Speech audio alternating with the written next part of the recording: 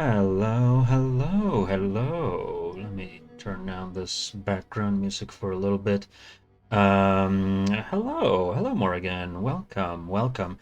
It is Monday. However, I'm not going to be streaming Minecraft today because not only is it Monday, it is also August. It is the month of my birthday, and so I give myself license to do whatever the hell I want. And it just so happens that what I want to do today is stream a game that I bought because of the soundtrack, like it sometimes happens. I don't remember if I bought it on sale or whatever. Birthday month, yeah, yes. Thank you, Morgan. Yes, yes, indeed. Um, I don't have any plans for my birthday necessarily, but well, not stream plans anyway. But I'll be doing some stuff besides that. So let me just run over here. Titanium Court. This is what we'll be doing today. I saw this game. I saw my favorite streamer, Northern Lion, play this game as a demo um, a while ago, a good while ago. He played the demo. He finished the demo. I love the humor in this game. I love the music in this game. And so I decided I would buy it for myself, kind of pretty much immediately at that point. There's nothing going on right now, and it is, from what I could see, it's like a match three sort of battler thing. We'll see. We'll see. Please begin.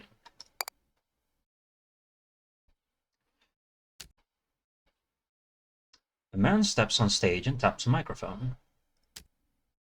Good evening. Before we begin the game, there are a few announcements. First, due to the unexpected circumstances, the part of the player will be performed by an understudy. A couple of audible groans and one muffled boo are up from the audience. Now, there's no need for that. This kid may not be a star yet, but I've seen her rehearse, and I can guarantee that she'll impress you. Ah, so I'm a lady. Okay. She may not have had time to memorize any of her lines, but, well, neither have any of you. The audience laughs. Second, we'd like to warn you that this production features a significant amount of obscenity. Trembling obscenity. But before all the parents in the audience begin covering their children's ears, know this. This stage is enchanted, such that the obscenities can only be heard by those of sufficient emotional maturity to handle hearing them. And finally, the writing room would like to issue an apology for failing to complete the script before this performance. What? They're working on it as I speak, so it is my pleasure to inform that tonight's performance is also a race. Who will win? The writers furiously working to finish the script, or the performance attempting to perform it? I can't answer that question, but I can announce that the race begins now. We hope you enjoy the game. Where should you start? You are walking through the woods. There's no one around and your phone is dead. Then out of the corner of your eye, you see him. When the world around you shattered.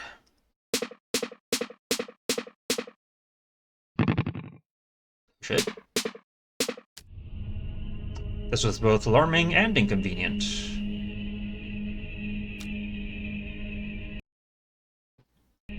Isolated on a lone stretch of ground, you were transfixed as the broken landscape began to rearrange itself. Ah, match 3. Your eyes followed trees and hills collapsing in lines of 3, as if the forest you knew was a knot becoming carefully untangled. You dared not move from your position as the ground beneath your feet quivered in anticipation of shattering further.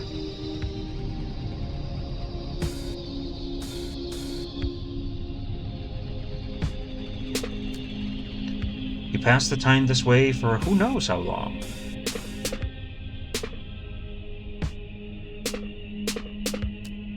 Until the court slid into view. At first you weren't sure you could trust your eyes. But there it was, a great shining structure among the roiling landscape. Something stable and enclosed, a shelter. You kept your eyes on it, hoping it would draw close enough that you might peer inside its windows. And just as it came near, the shattered landscape lurched. With little warning, the forest snapped back together as if someone had pulled the knot of reality tight once again. Except, by now it wasn't the forest you knew, it was hardly even a forest. You stood, stretched, and began the hike towards the court.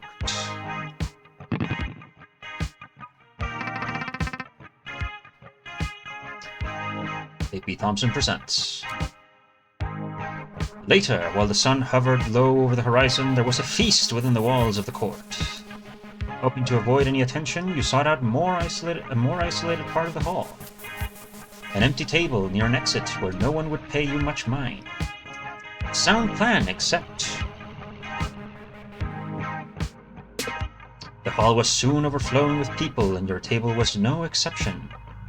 Working because on Minecraft was always watching. Oh, always watching. Okay, Morgan, okay. I see you.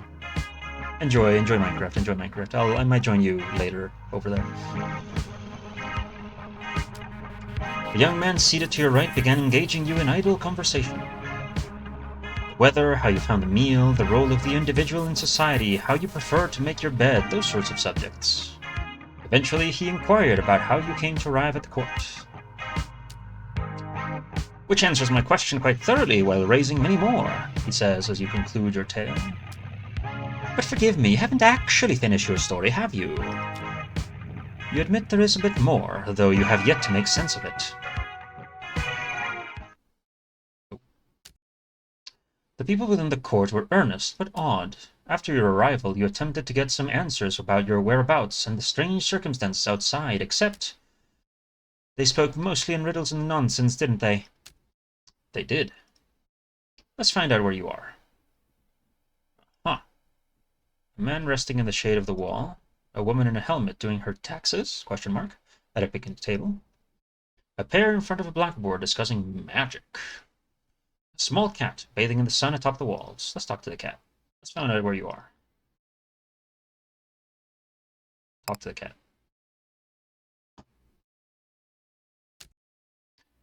Said a small cat. Meow. Ah, your questions are numerous but inconsequential, for they overlook the current crisis. Oh. What crisis? Why, the crisis where my dinner is late! It is so late, in fact, that I'm not certain the concept of dinner isn't something I invented in a fugue of hunger. Oh. All other societal issues are mere trivialities in comparison to my plight. Please, stranger, might you fill my bowl, thus ending this ravenous standoff? A woman behind you laughed. Oh, don't listen to him. He's been fed twice today already. Next, you. Hold on, are you seriously going to tell me about every individual conversation you had in excruciating detail? Yes. Yes, you are, because if he lets you proceed uninterrupted, he'll learn that many of these people played a part in what happened next. Fine, fine. Discussing magic. There appeared to be a seminar of some sort taking place in the courtyard. A seminar on magic, if you understood the text on the blackboard correctly. So, okay, first you take the metaphor and then you stretch it really thin, right? Right. Like really thin, so thin you forget its original purpose. Then you inflate it. Right, just inflate the metaphor. I prefer to use my lungs for that. Then, as it's inflating, you twist it like, hang on, like so. You still following? I think so. And hold on. Ta-da! There, now it resembles a dog, a delight for children and such. Okay, so what happened to the metaphor? It's a lovely little balloon dog now. They seemed a bit busy, so you left them to it.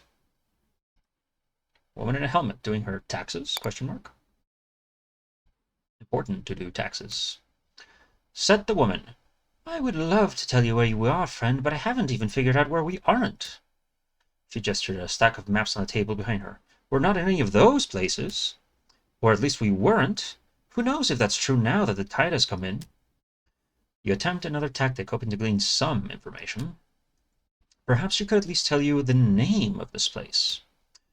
Oh, we just call it the court. Its full name is the court of... I forget. Something like court of aluminum? Starts with T? Court of tungsten? I don't know, maybe. I'm new here, and I'm bad with names, but at least I can give you mine. I'm Robin. Hello, Robin. She held out her hand, which you shook as you introduced yourself. Now, if you'll excuse me, I should try to sort this out before the tide settles again. And finally... Said the man. Whoa, pal, before you ask me any more questions, you gotta know my deal. Aha. My deal is I can only answer questions you haven't asked. So as to where we are, no, can do. Sorry, I can't tell you. But what we're doing, oh man, we're in a court of fairies on a quest to find our missing queen. He looked to both sides, then said, So let me know if you see her, just don't ask me where she is. Right. What did the outside of the court look like from atop the walls? Let's have a look. Finding no immediate answers inside the court, you moved to the top of the walls and looked outward. Perhaps there was something you could see from this vantage that would shed more light on your situation. To the contrary, conditions outside the walls were even stranger than they were at the time of your arrival. The rest of the shadowed landscape now had melted away. The court stood alone amid a void. ... But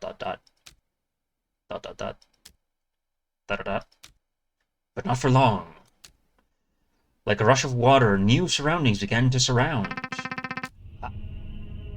Much of the new topography was familiar to you. You could identify fields, water, woods, and hills. But there was something else to see. A menacing group of other courts were also part of the landscape. You were not alone in noticing these. Someone shouted, The war! The war! The war is here! Someone else, That can't be! Puck said no wars until we find the queen! Then perhaps you should explain that to them! Surrounded by the enemy on all sides and bereft of an obvious course of action, the people of the court began to pray. A man stepped forward and offered the first prayer. I genuinely wish no harm upon our enemy. I merely pray that they would fade into obscurity. Be gone.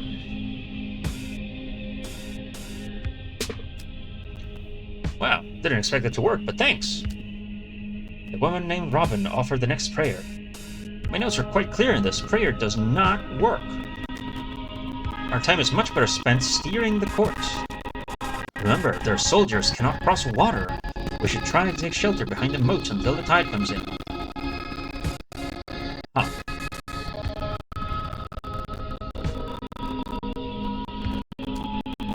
Now that the river protects us from nearly half the field. Hills should also slow their advance, so for my next prayer... That next prayer did not belong to Robin. The next prayer belonged to the cat. So long as we're making demands of God, then my wish as ever is to be fed. Psst, hi. You probably didn't notice, but something happened just over here. What happened is, by matching fields, the court has acquired more food. Similarly, other parts of the battlefield can be matched to earn water, logs, or rock. None of these fairs in the court will tell you this. Their religion forbids them from acknowledging the existence of the user interface. But I am a secular tooltip. I fear no god. I will do my best to provide you with this vital information. You're welcome. Yes, more of that, please. Okay, more food for the cat. Oh no, our defense! Robin then bemoaned the loss of the moat. And we face even more of the enemy than before. Why do I bother? The scholars at the blackboard now chimed in. We've identified the most strategically sound location, this spot right here. If we just steer over there carefully, we should be fine, sitting pretty. But Robin interjected. Stop! Look at the clock, it's almost low tide. We have time left for one more move. Yeah. So, the clock and time left Robin alludes to is, in fact, this unassuming progress bar at the edge of your vision. Much like life, every move you make will deplete some of your remaining time. If we have only one prayer left, what do you suggest we ask for? Well, we may as well pray for a miracle. Ta-dum. Well, that's a start. Apologies, but another explanation from me, your humble tooltip, is in order. The previous move chained multiple matches together. Because of this, you have earned some bonus time. For the fairies of the court, this may as well be a miracle.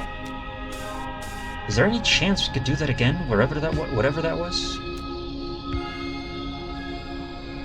But there was no such chance. The next prayer would be the last one. Incidentally, the next prayer also belonged to you. Unsure of what any of this really meant, you imitated the people around you and made a pointless decision. A pointless decision, you say? Battlefields snapped together as the court snapped to attention. Places, everyone! Windows were shuttered, doors were slammed, throngs of people emerged from inside and formed a line near the gates.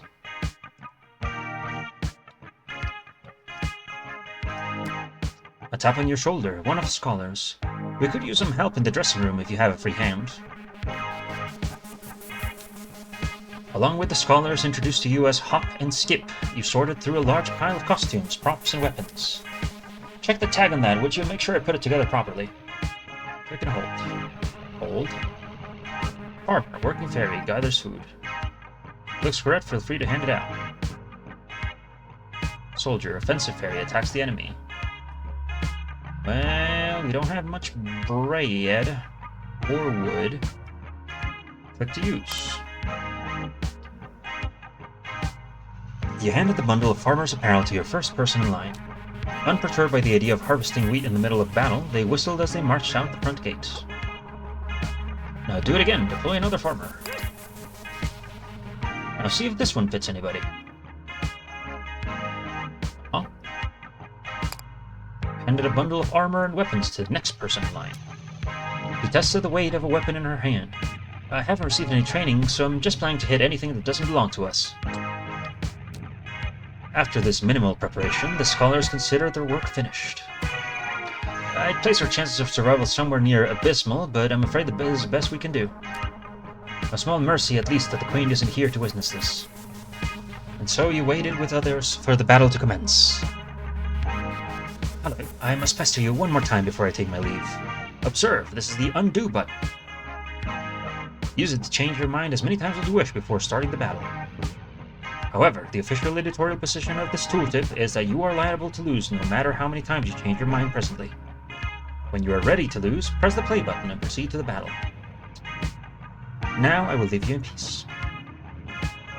But, should you ever desire the company of your loyal tooltip, all you need to do is click and hold over any button or tile and I will do my best to explain it to you.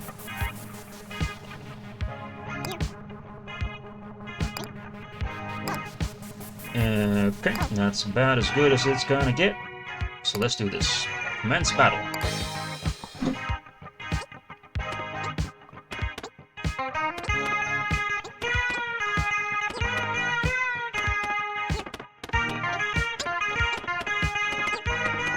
No, my court! Oh. I died. Okay.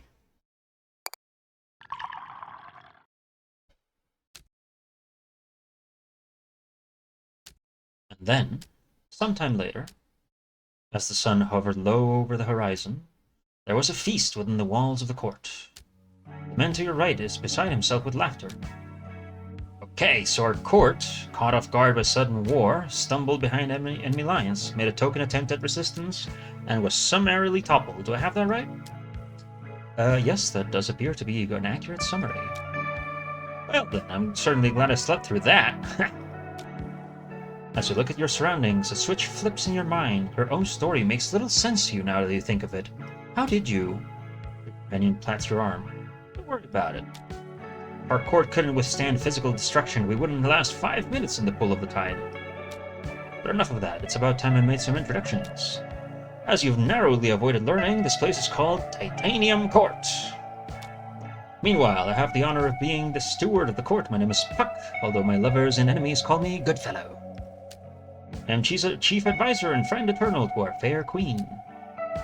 Fancy as it sounds, in practice means he's unemployed. One of the scholars, the man named Hop, has approached our table. He appears to have had a drink or two, or 4. He pulls up a seat between the two of you and assumes a jovial attitude. Guess the queen stood us up, eh, Goodfellow? Lucky for her, I'd say. I'd skip town too if I knew what a sorry showing the court would make. But on the plus side, we can continue draining her wine cellar. Are you going to help me with that, Goodfellow, or are you just going to stare at me? I don't mind either way. Puck, staring at the scholar, mouth agape, slowly inhales and pinches his nose. What fools these! How drunk are you, Hop? The queen is right here! I've been speaking to her for the entire feast. Record scratch. An excited hush falls over the entire hall. Hop blinks, looks at you, looks at Puck, turns bright red. Oh, I see it now.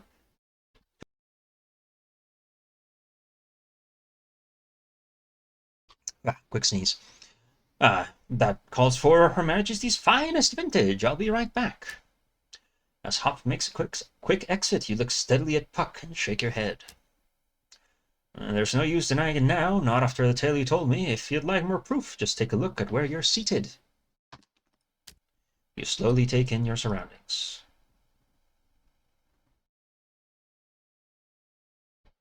And our vision expands. Now, if I may conclude my introductions, let me present the court to your majesty, and likewise. He stands up and addresses the entire hall as he says, Long absent, the Queen of Titanium Court, always a stranger, has arrived. Cheers erupt and dessert is served.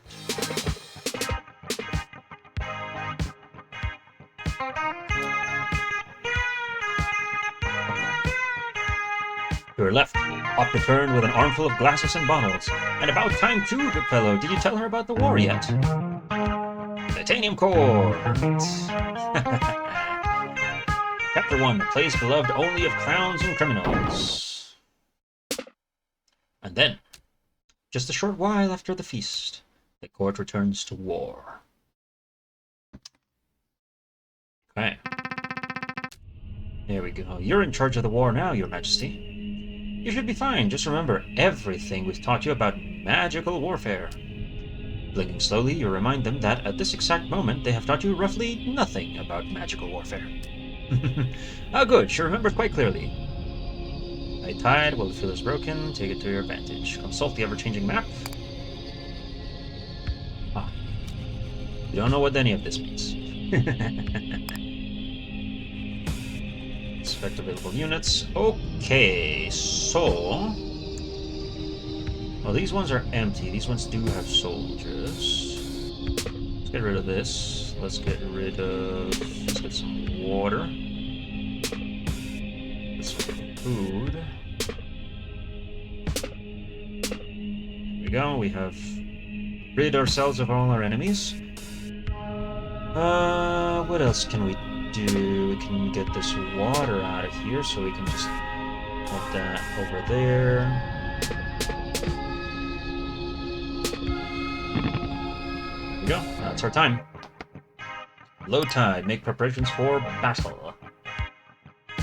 So, no enemies coming out. Right, so... Give me as many farmers as we can afford. And we have literally only one soldier. Well. We can't die on this one, so...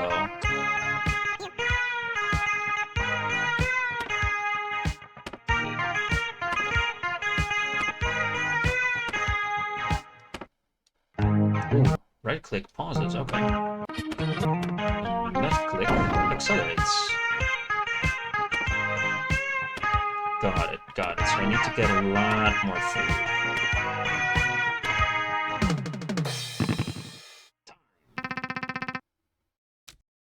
Well, having now achieved some kind of victory in the war, you wonder if someone in the court may help you return home. It would be a pleasure if you can show us the way. Also, that was only one battle. There are many more to come if my notes are to be trusted. Okay, well, if you understand this map correctly, if it even is a map, there appears to be some sort of signage just ahead. Perhaps if you can reach those signs, you'll learn more about where you actually are, along with how to get home. And to reach them, we need merely be swept forward by the tide as we have been all along. Convenient. Ah. Okay. So, we can get rid of this. We need food. We have a bunch of food. We need rock also, yes? Yes. Got it, got it, got it. So, to do that, we can do this.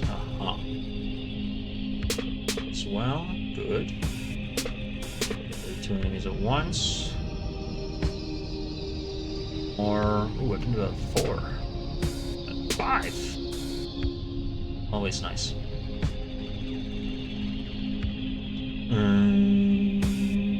More wood, I guess. Water. Water for farmers. Yeah, what is this?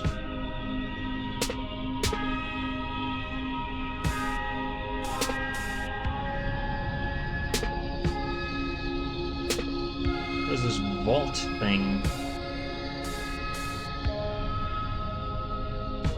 No. And I don't think we can find out. We can't get close to it. Oh well. Low tide. Make preparations. New. Take a look inside the storage unit? Yes. You're quite curious what you might find inside the storage unit, but it's locked. Damn. Okay, so... a bunch of soldiers. 5 soldiers. Bunch of farmers. I'm gonna stop it.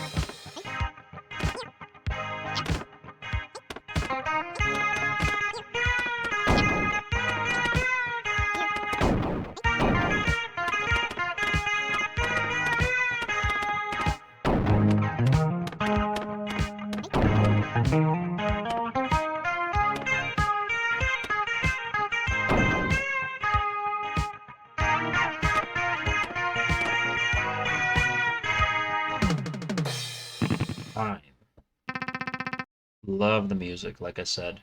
That's what drew me to this game initially. What now? More high tide? What's this? Wait, aren't some of these enemy courts empty? We've noticed a subtle difference between some of the enemy courts on the battlefield. Many enemy courts have soldiers. There are also plenty of them that appear completely empty.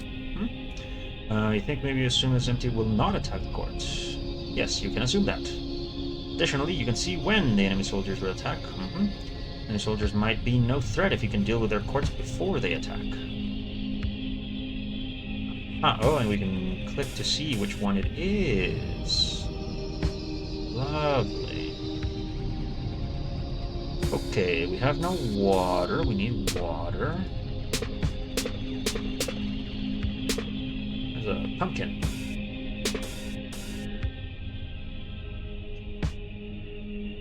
There's a bunch of them right now.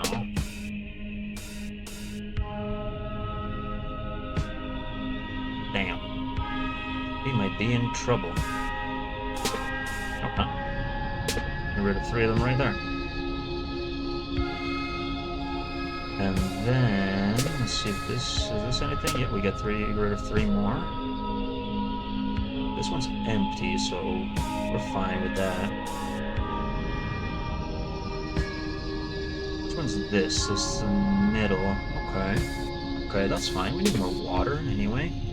Good boy. Get rid of these three. Let's go. Okay, so we're gonna need a few soldiers. 5 soldiers, 4 farmers. 3 farmers, because we need to maybe tide a little bit of water over to the next time.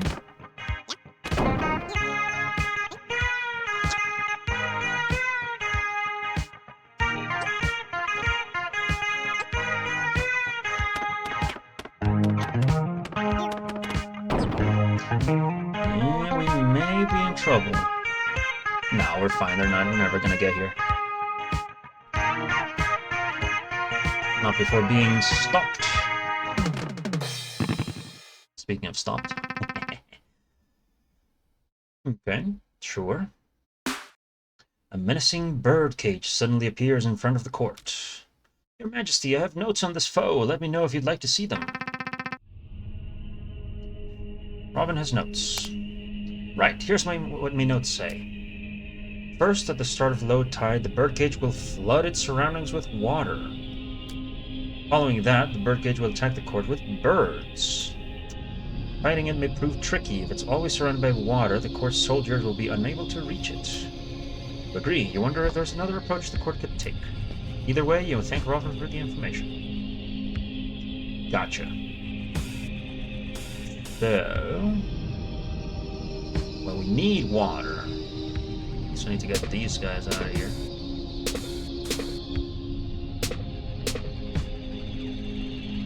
There we go.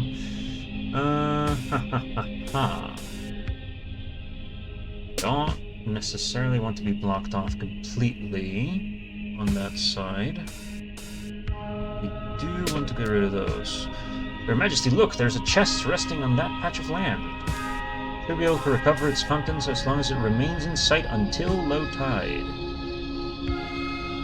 Got it. How we doing? We need wood. Definitely.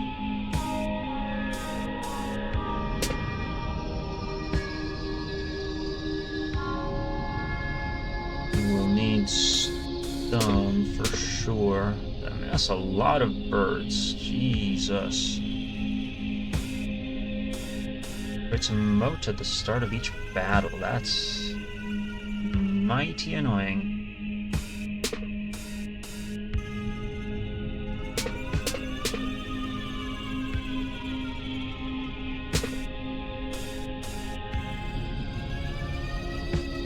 These 3 if we can.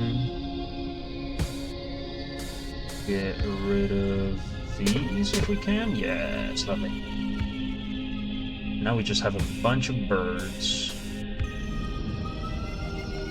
We can leave those. Could leave these. Select available units. Well, I can't buy them now. Okay, that's fine.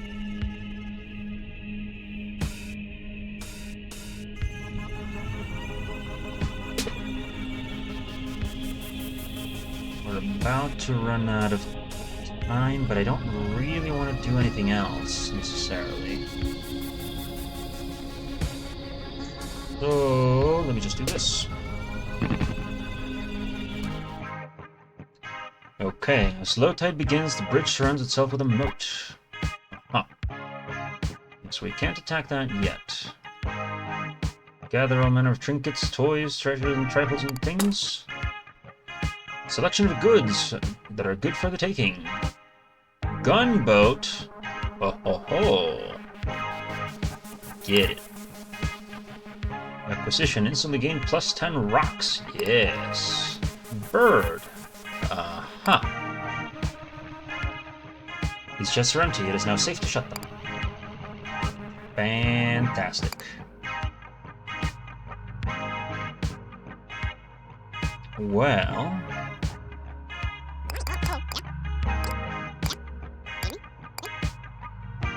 think we need to rely on having more birds in the anime.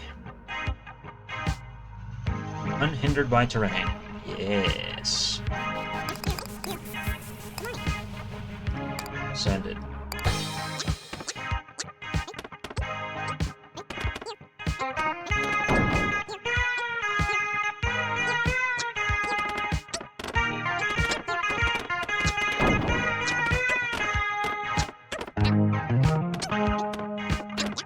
I believe our birds have all died.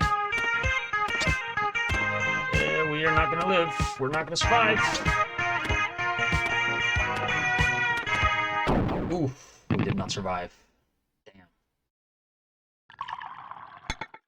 Lift the glass.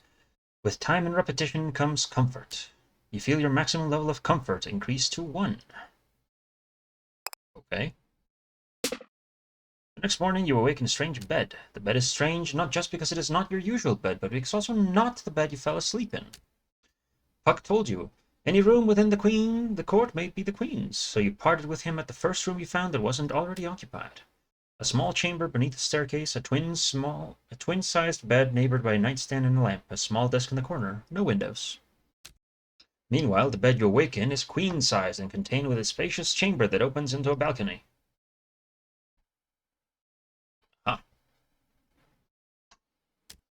The balcony overlooks the courtyard of your new home. You appear to be roughly 5 stories above the ground. Bedchambers, what should you do here? Take stock of my possessions. You look over the scant possessions that were in your person when you arrived at the court. Everything appears to be where you left it, with one irritating exception. Sometime between your arrival and now, you have managed to misplace your keys. In a way, you suppose you also managed to misplace the locks the keys are intended for. Mystery, admittedly, of much greater... Oh. Bedchambers, what should you do? I guess we shall leave.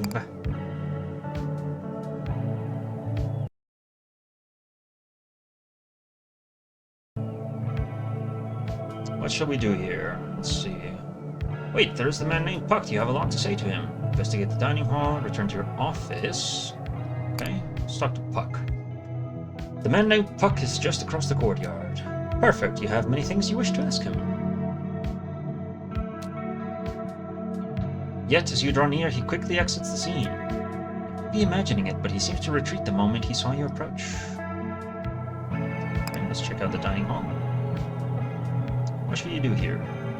Grab some breakfast? Hell yeah. In the light of day, the feasting hall more closely resembles a common dining area. You collect some breakfast from the buffet and then look for a table. You would prefer to sit somewhere out of the way, near an exit, ideally hidden. You sit in the most nondescript location you can find, a corner near a trash bin. Before you finish to bite, a whole host of fairy courtiers arrive with their meals and sit with you. They make idle conversation and a few honest attempts at answering your myriad of questions, none of them successful. As you complete your meal, you idly note that your table is now the most lively and boisterous table within the hall. You also note, idly, that despite his assurances that he would answer all your questions, the man named Puck remains nowhere to be seen. As a result of eating breakfast, you get a small bonus. Right, let's go. Explore elsewhere. Your office. Look out the window or go to war. Let's look out the window. There are some dogs catching frisbees in the courtyard just out of frame. Nice.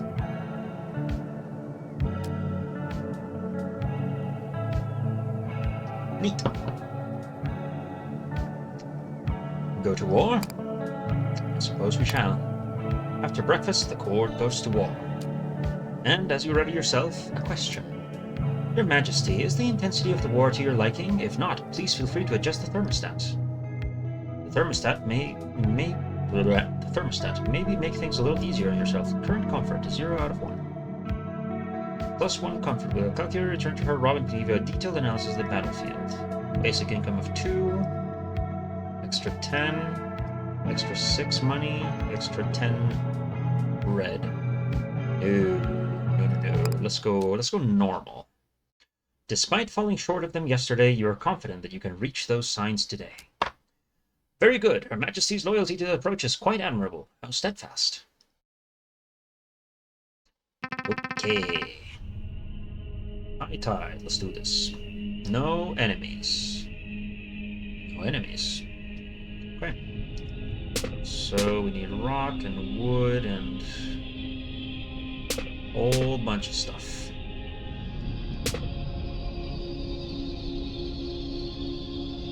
And we need bread.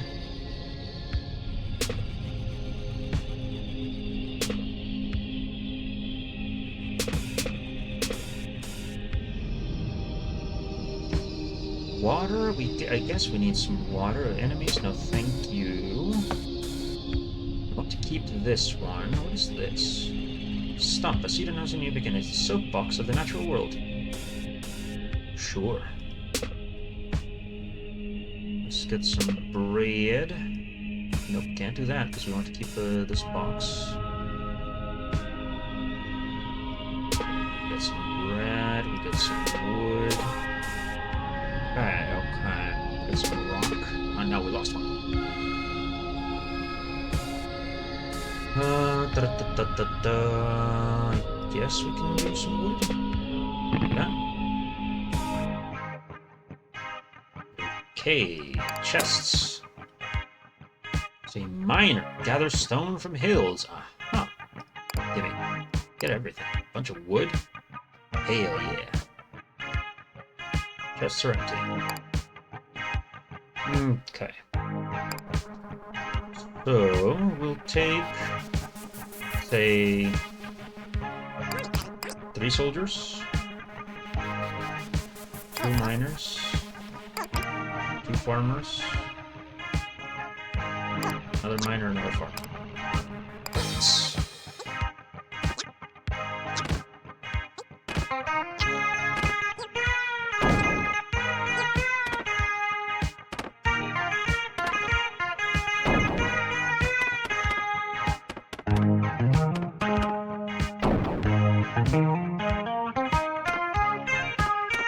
The music is so funky, I love it.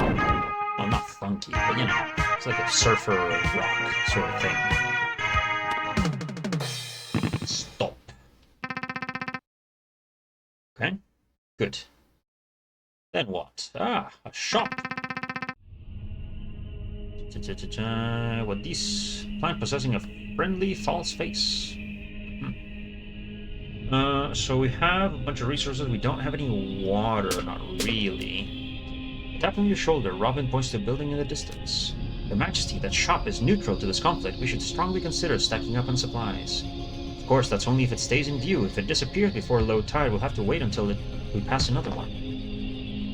Gotcha.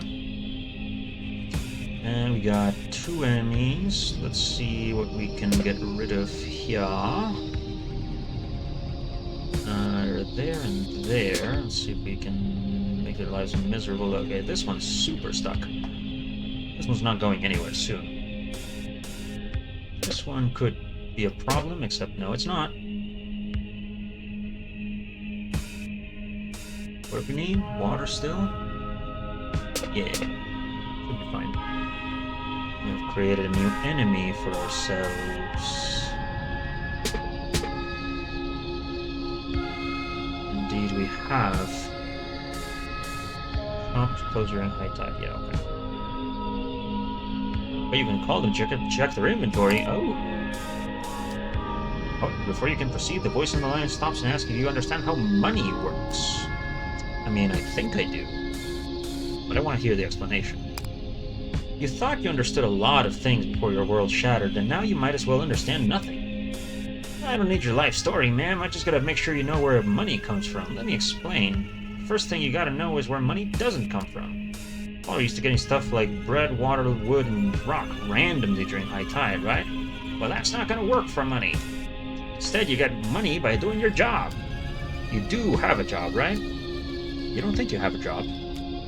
Oh, come on, I have caller ID, you know? I know you're a fancy fairy queen of some fancy fairy court fighting a fancy fairy war. That's totally a job. Have more confidence. So anyway, fairy queens usually earn money by defeating their enemy court on the battlefield. Just knock down those courts and money will pop out. Maybe you can also get some money by selling stuff, maybe to us, but doing our job is just a surefire method. Now that I've given you the talk, how about I tell you what we have for sale? Aha. Health, max health. Archer outpost. Archer. Centaur, stopped by hills. Water. Okay. Gotcha. Okay. Well, we do want more water. And we do want less enemies.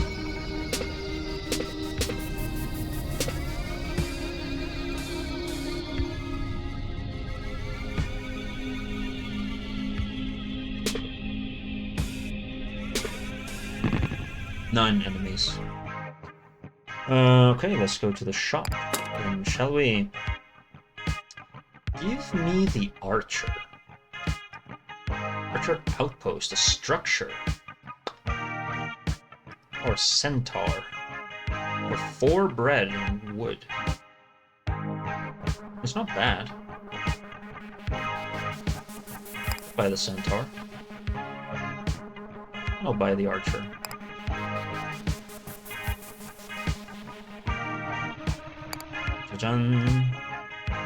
Okay, so we have a few courts up and about. We're gonna need... Give me 2 centaurs. And 2 miners. And 3 farmers. Comments?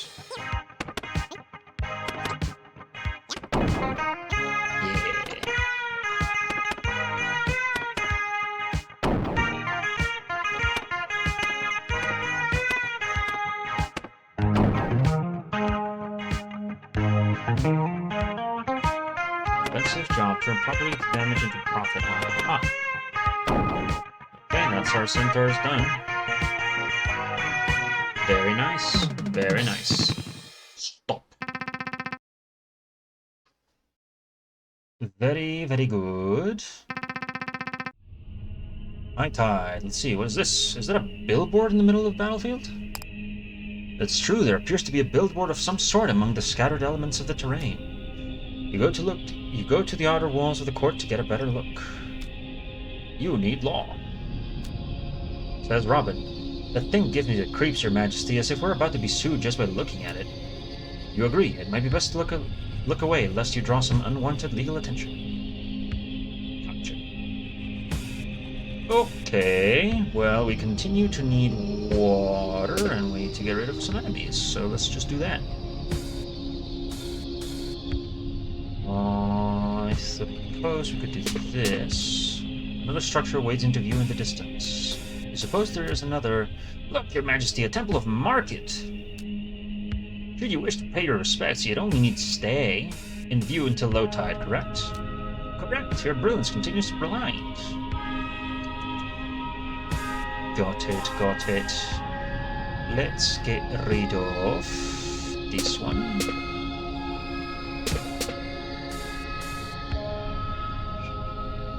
We do this, we can do that. We have 3 enemies left. What is this? Forbids trading during high tide. Yeah, okay. Trade food, trade water, trade wood. Aha, it's just for resources. Got it. Can we get any more water? Kinda? Well, no kinda, we for sure can.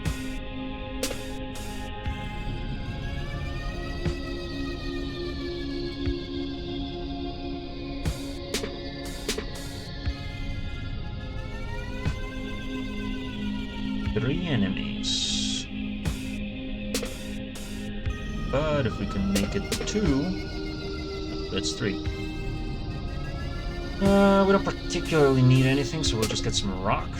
And that caused another enemy to pop out. That's fine. Market. Well, first, Get me some archers.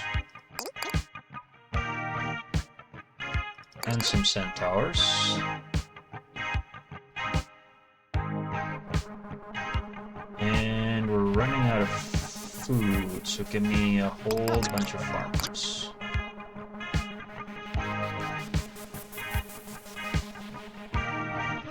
And 2 miners.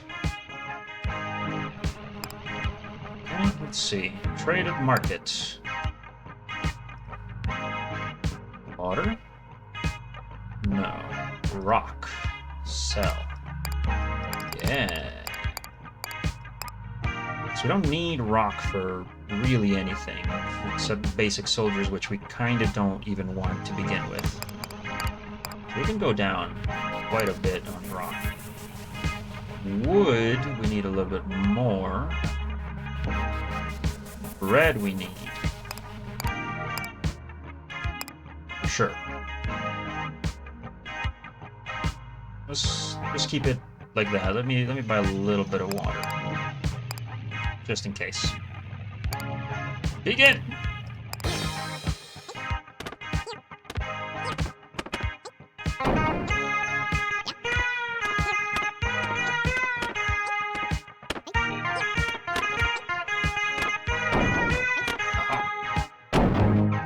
Goats are no match.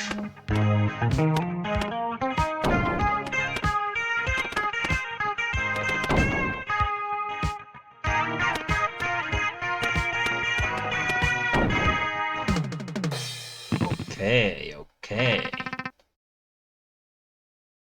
Ta-da!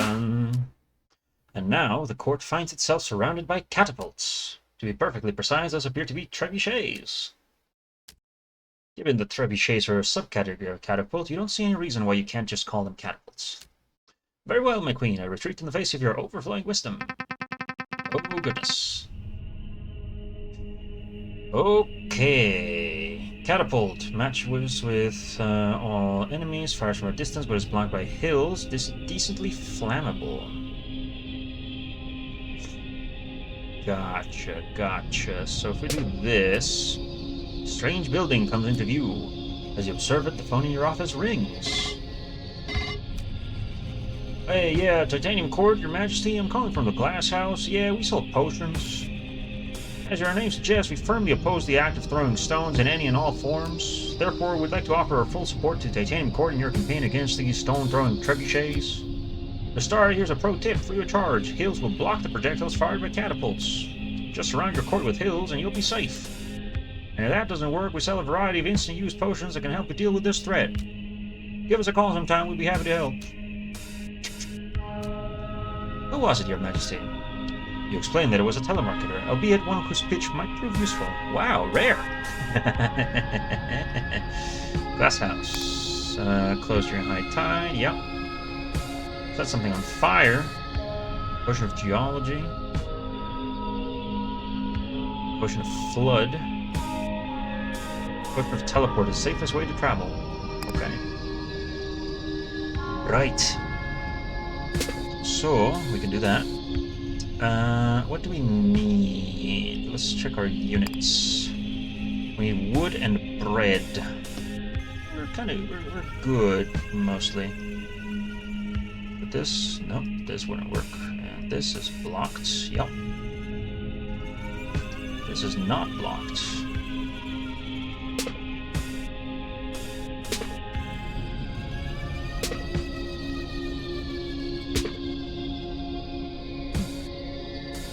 Well, it is blocked now for sure, yeah. Okay.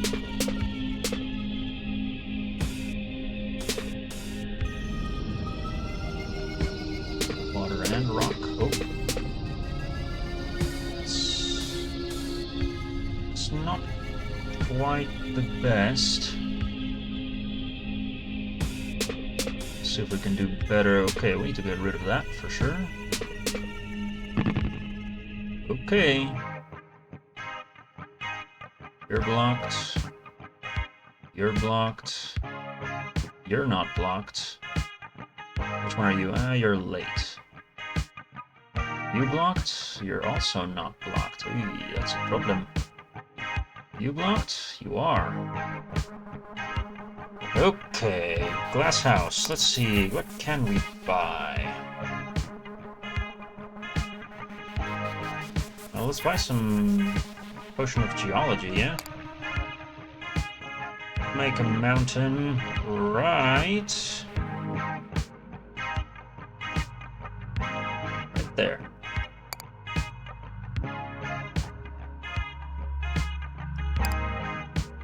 We can make even more. Who else can hit? You can't hit. You can hit.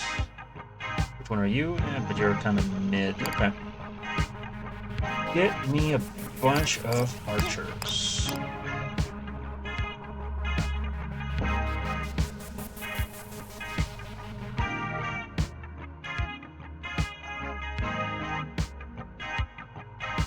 Which one is that? Oh, that's this one, but it's super, super blocked.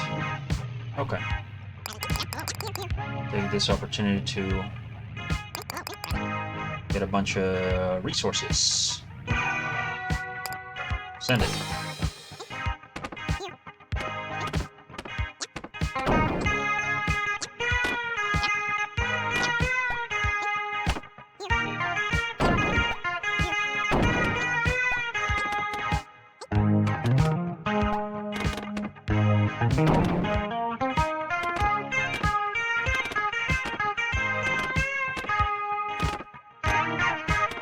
I'm really vibing with the music. Absolutely wrecked. The catapults continue their assault, although you note that there are now slightly fewer of them hanging around. Right. I don't know if slightly fewer is the word I would use. Oh, no, definitely not like that. What about like this? Aha. Water, yes please.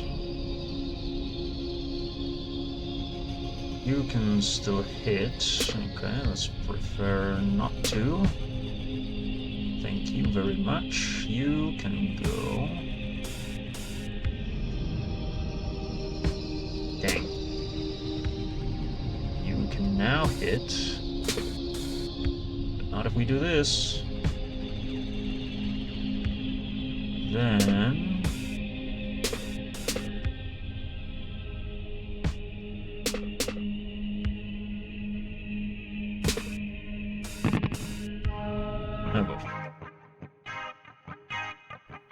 Catapult. Catapult. You're late. You are fairly early. You can't do anything. What are you? Oh, you're the first one. Okay.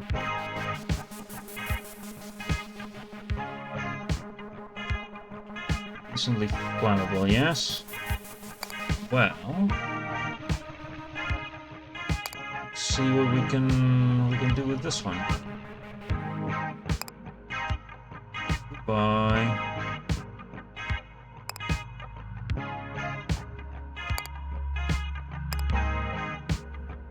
Okay, so then stopped by hills. No, I want archers who are good with hills.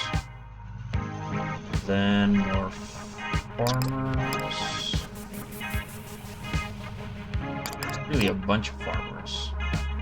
A bunch of miners. Maybe one or two more archers to go. Send it.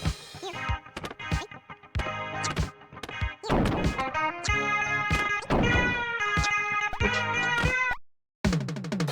Oh no! They got me.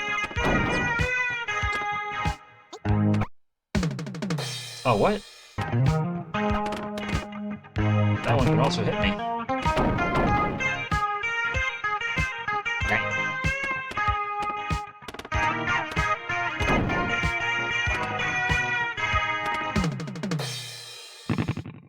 Call it. Yeah, the tide washes away the last of the catapults. You appear to have weathered the storm.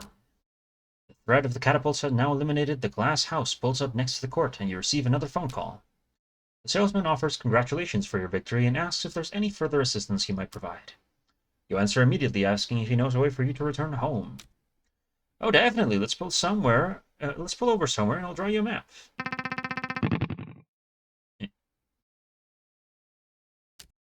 Salesman shows you the map and explains the directions. Okay, so you've seen this before, right? You have, but no one thus far has offered an explanation for any of it. He assumed it was some sort of map. Hey, it kinda is, but it changes every day, so I say it's really more of a weather report. But it's pretty simple. Each of these rows is a battle. Within a given row, each column is a battlefield. Do you follow? You don't. You'll figure it out. I was beginning to, yes. But importantly, did you know you can choose from 3 potential battlefields before every battle? You did not know that. Anyway, here's where you're at right now, smack in the middle of the war. To get home, you're first going to have to make it to the victory, which is right up here. That a dragon? Before or after the dragon? After, of course. But making it to the end isn't enough. After that, you'll have to make an exit. Make an exit. Given the abstract nature of movement through the tide, would you be willing to elaborate on that? Oh yeah, it's confusing, right? These routes were conjured back in the 60s. Everyone was hopped up on allegory or something. Around here, making an exit means you gotta consciously leave the path you're on. You know, like you gotta fundamentally change as a person. Oh boy. Okay. This might be a long shot, but does it have to be any specific about how to might... Does he have any advice specific for how you might do that? Preferably in a safe and non-traumatizing way. Do I ever, Your Majesty? That's our specialty. He sweeps up his arm to reveal a shelf of battles under a marquee that reads, Love Potions. ... Is he attempting to make a joke? Not at all. Nothing changes a person more than love. ... Okay. Take a deep breath. If his love potions function like those described in stories, i.e. forcing an individual to fall in love with a person they otherwise have no interest in, then you have absolutely no interest in them. Your Majesty, with all due respect, that's messed up. I don't sell anything like that. You've been hearing some weird rumors, huh? I blame my competition. Please, let me set the record straight. My potions cannot create love from nothing. They merely expand the love that already exists within you. Seeing your shoulders relax a bit, he continues with his pitch. Now, if you're new to love potions, I definitely recommend starting small. He pulls a potion off the shelf, like this one, full of love for something called baseball. This one is great for beginners. The effects are really mild. Drink it and you'll end up liking this baseball just a bit more than you already do. That's it. You suppose that does sound relatively harmless. If he also thinks that it will help you return home, you might as well give it a try. This game is baseball propaganda confirmed. Perfect. Perfect. Oh, come on, put your wallet away. I'm not going to charge you for it. Just take it. And so you return to the court with a new map of the war and a single complimentary potion of liking baseball. A potion of liking baseball, huh? Now you have a certain idea of what you're looking at here. Based on what the salesman told you, this is either a map or a weather report. Either way, the important thing is that you can choose which upcoming battlefield to traverse. Ha!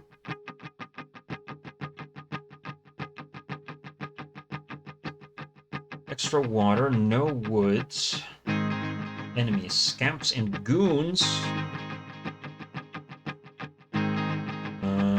Flora, unremarkable, more rock. Amenities, shops with centaurs and goons. Extra woods, fields with a market and goons. Interesting. Perhaps we go... This one has chests, does it? Perhaps we go here. With the water. What's this? Swamp. Match for water. Impassable on foot. Does not match with tap water. Aha. Got it. But it is impassable. There's a new sign on the battlefield. You look through the spyglass at the sign in the distance. Dead end. Oh boy. Ooh, I know this one. This is a Memento Mori. I hear they're popular. Among mortals. This one is quite simple, perhaps even unrefined. It says Dead End, so any mortal who reads it can remember exactly what awaits them at the end. In case they forgot? Precisely. You deem it unnecessary to offer any sort of correction. This game. Okay. Let's get rid of all the enemies first, if we can.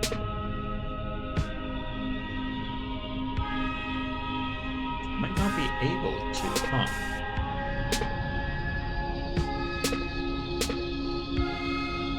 It's okay.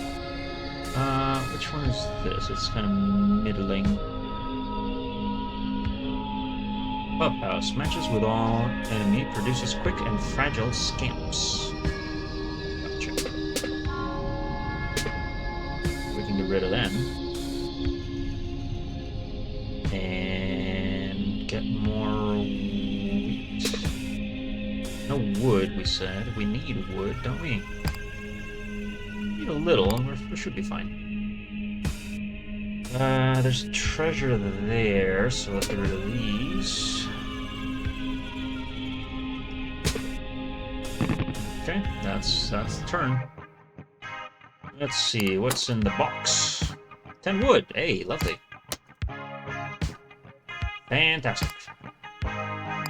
Okay, so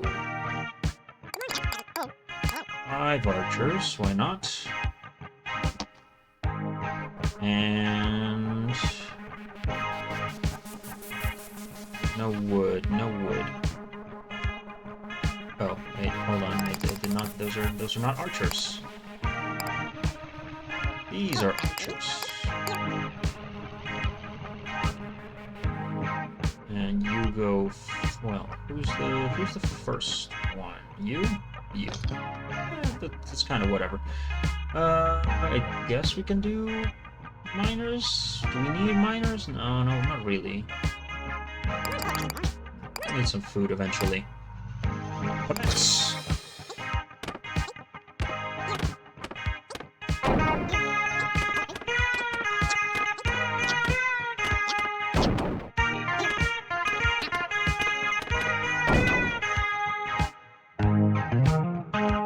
Oh, they're trapped. They can't move. They can't go anywhere. Lovely. Completely surrounded by water. Lovely. Stop. Okay. Which battlefield should the court traverse? Flora plus hospital. Scamps and goons. Average with water wormholes. What the hell? Generic. Wait, hold on. Flora standard, Flora average, Flora generic. Okay, rare chests with boats and goons. Aha. I can't not go for the rare chests. I mean, feels like a necessity, doesn't it? High tide will feel broken. Storage unit remains locked. Let's see. Let's get rid of that. When do you come out? Pretty far, that's okay. We need wood. Sure do. Pirate Cove matches with all enemies and produces gunboats that are restricted to water. Oh, they can't really do anything over there, can they? Okay. What about this? Oh no, we lost the... I think we can get rid of them. Get rid of this. Kind of. Get rid of some enemies. I want a rare chest, please!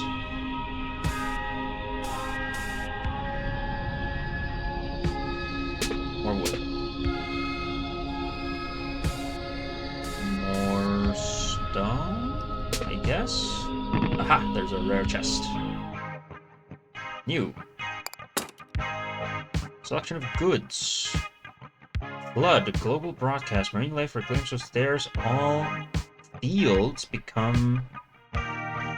Ooh. Get it. In an embarrassing turn of events, you're unable to complete the transaction because your hands are currently full.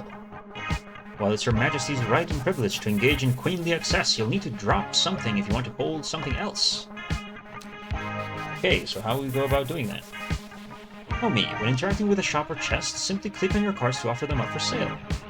That's the only way to get rid of your cards. You're welcome. Well, we don't want... the goons.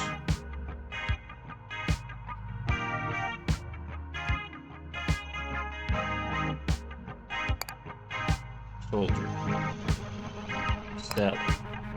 Give me that. Blood.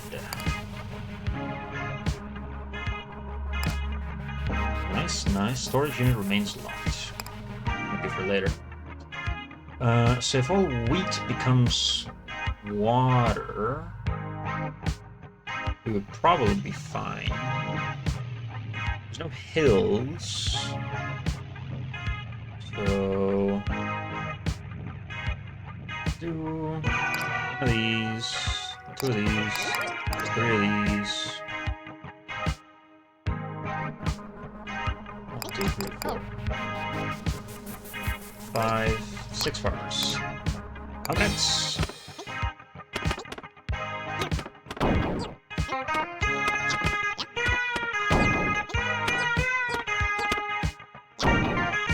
Get 'em.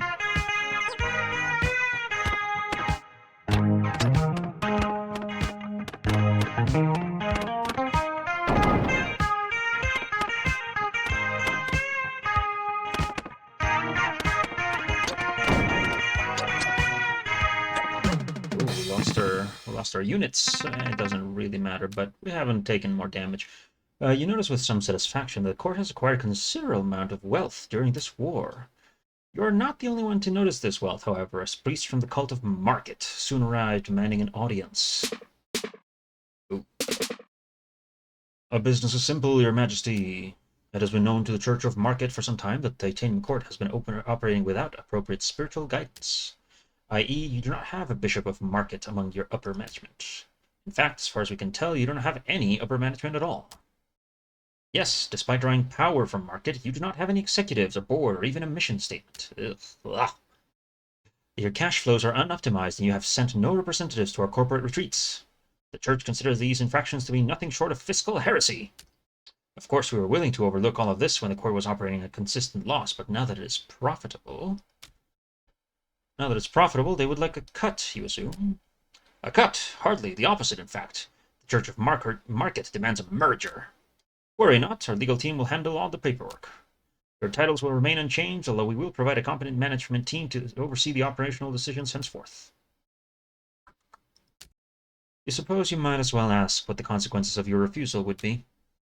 Futility. We are prepared to pursue a merger by force, if necessary. Oh, you weren't aware that the court was listed on any sort of public index that would facilitate such a takeover. Could they tell you which one?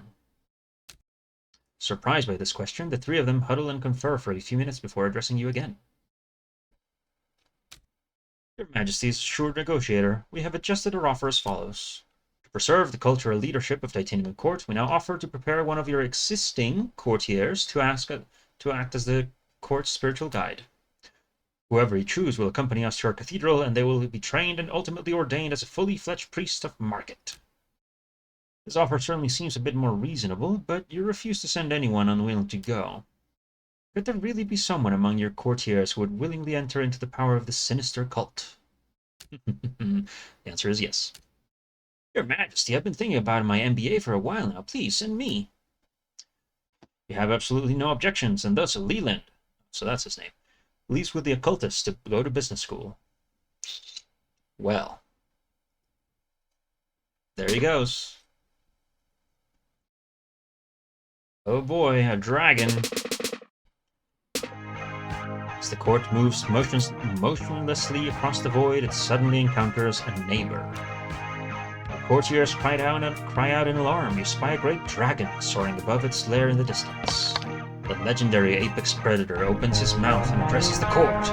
Here's what he says. Yeah, hey, can I get hang on, let me look at the menu.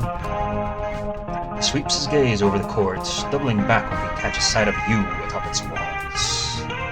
Aw, man, I'll have the Fairy Queen combo meal. No pickles. Oh boy. Centaurs and goons. Or generic rare chests. Knights and goons. Volcanoes with a shop. Goats and goons. Let's do a rare chest. Oh boy. Robin has notes on how the dragon behaves in battle. Here's what my notes say. The dragon's first priority is to cook every fairy we send into the field. Once all our units are cooked, then he'll turn his attention to the court itself. If we can find a way to spread our units far and wide, we may be able to withstand his assault. Or we could try to keep our units on hills or water where fire is much less effective. But even if he doesn't burn the court directly, there's still danger of catching fire from neighboring fields and woods. No, there's not. There's gonna be a flood. And those are all the notes that I have. And thank Robin for this information. Notes on how enemy knights. Minus unusual common and minor enemy unit, but there's some quick footnote here. Knights are defensive units. They won't attack the court directly, no matter their number. Huh. Sweet. That said, they will attack our units, workers and soldiers alike, whenever they draw near. As such, they pose less of a threat than other enemy types, but that doesn't mean they're not annoying. Gotcha. Perhaps the dragon can be bribed to leave you alone? Their scholars determined that, based on current meteorological readings, an adequate bribe for the dragon should be about 50 bread. Bribe the dragon with 50 bread? Well, that seems like a job for the coin, is it? Where's my deciding coin? I swear it was right here.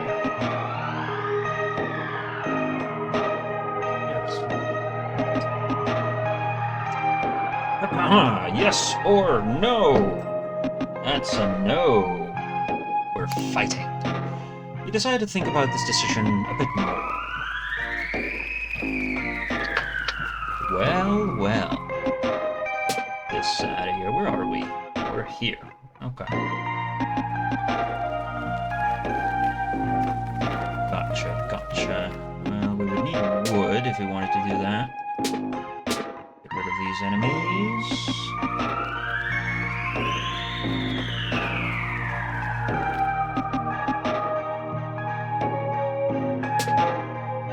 Get rid of those. Aha.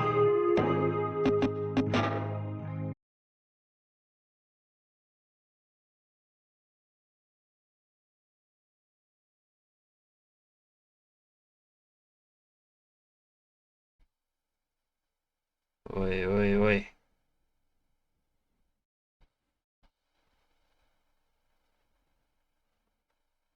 We good?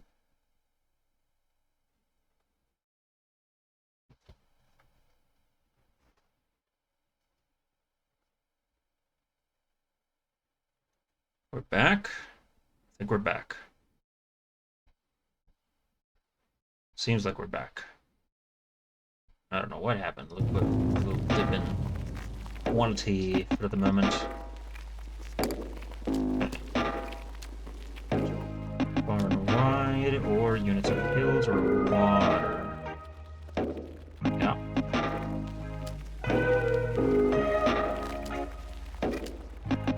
Sure.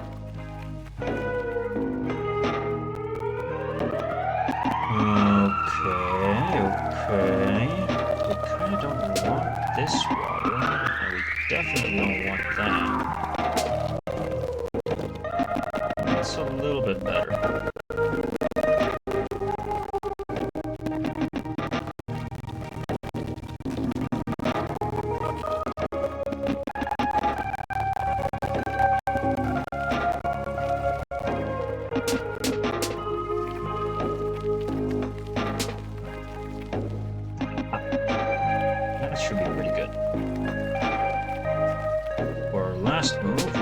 that? Aha, 2 rare chests. Lovely.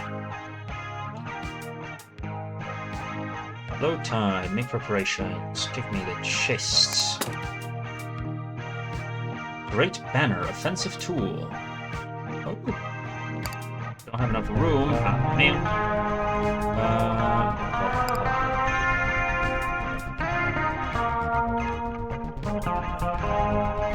I guess we won't use the spell?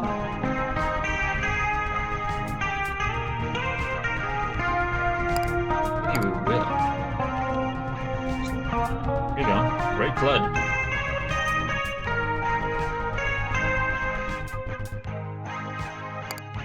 Come back and then get the chest.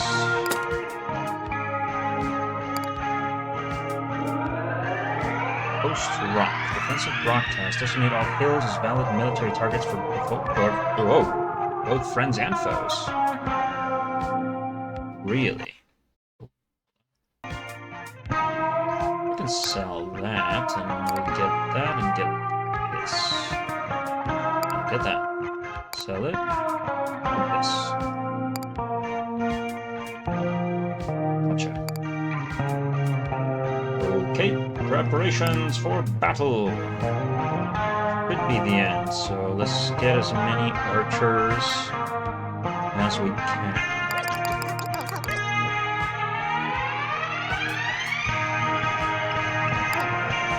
That's all of them.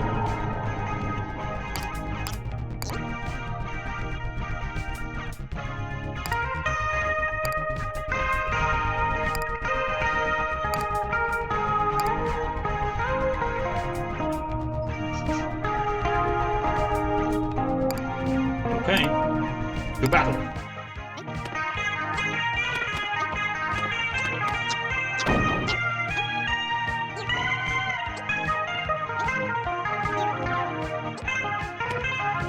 The boys are effective on hills.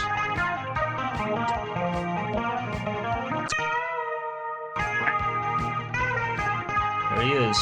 There's the dragon. There's the dragoon. Oh, my miners. Oh, we live. Your courtiers continue expressing alarm as the dragon's lair is somehow able to pursue the court into high tide. Hang on, I wasn't done with my order yet, says Robin tentatively. I'm sure it can't keep up with us forever. Okay. Right. Unremarkable flora, rare chest, hospital, shop. Yeah. Extra water. Wormholes and goons. And a market. Now we should go to the shop. Oh boy, we're real close. Get rid of all these enemies.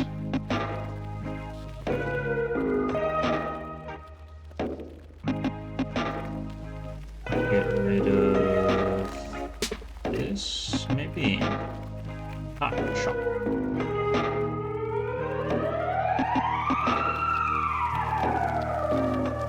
Don't want to get rid of the shop. Ah. Move the dragon further away. No, the shop.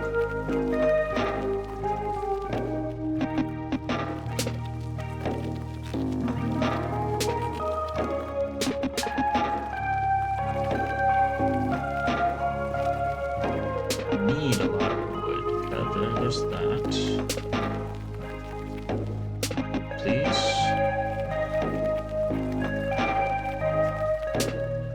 Don't want to catch fire either.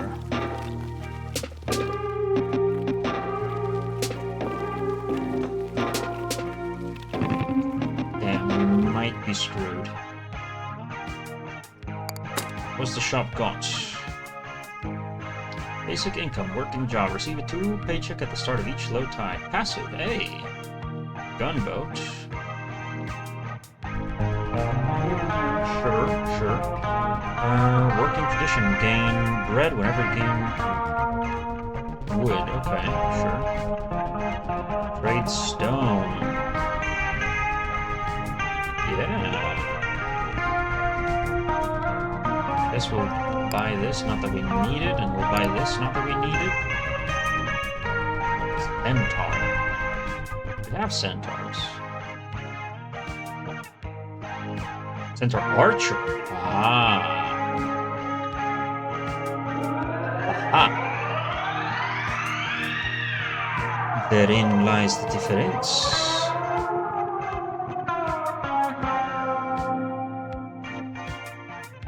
We should be fine. Well, cost 3 wood though. Yes. How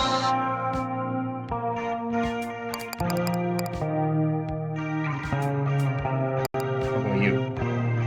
Wood and stone. Yeah, we're gonna be screwed.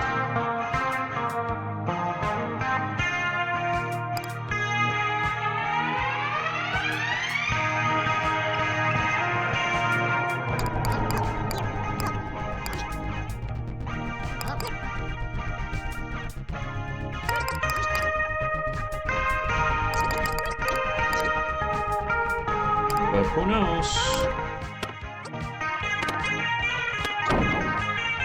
Attack the dragon.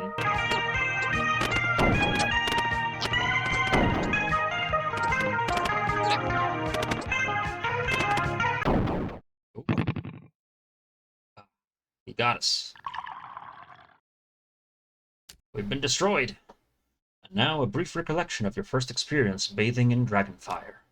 For context, here are 2 fun facts about dragonfire to distinguish it from run-of-the-mill fire. Fact number 1. While it does not consume fuel and radiate intense heat, dragonfire does not produce any smoke. How odd.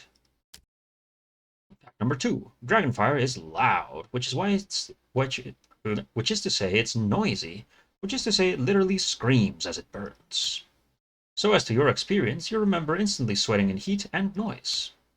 You remember pushing your way through a throng of your courtiers, all of them moving strangely as if caught in a dance. You remember searching desperately for an exit.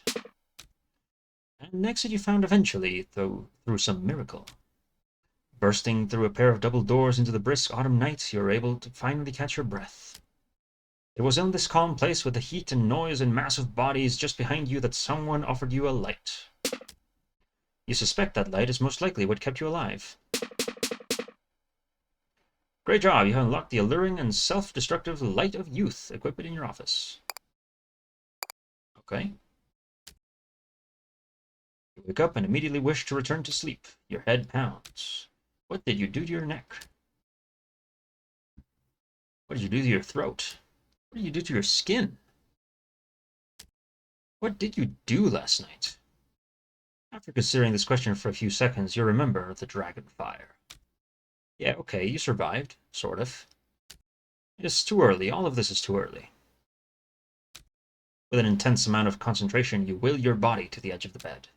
You're certain you'll feel better after you get up, take a shower, maybe have some coffee. You just gotta actually get up. Ugh. Okay.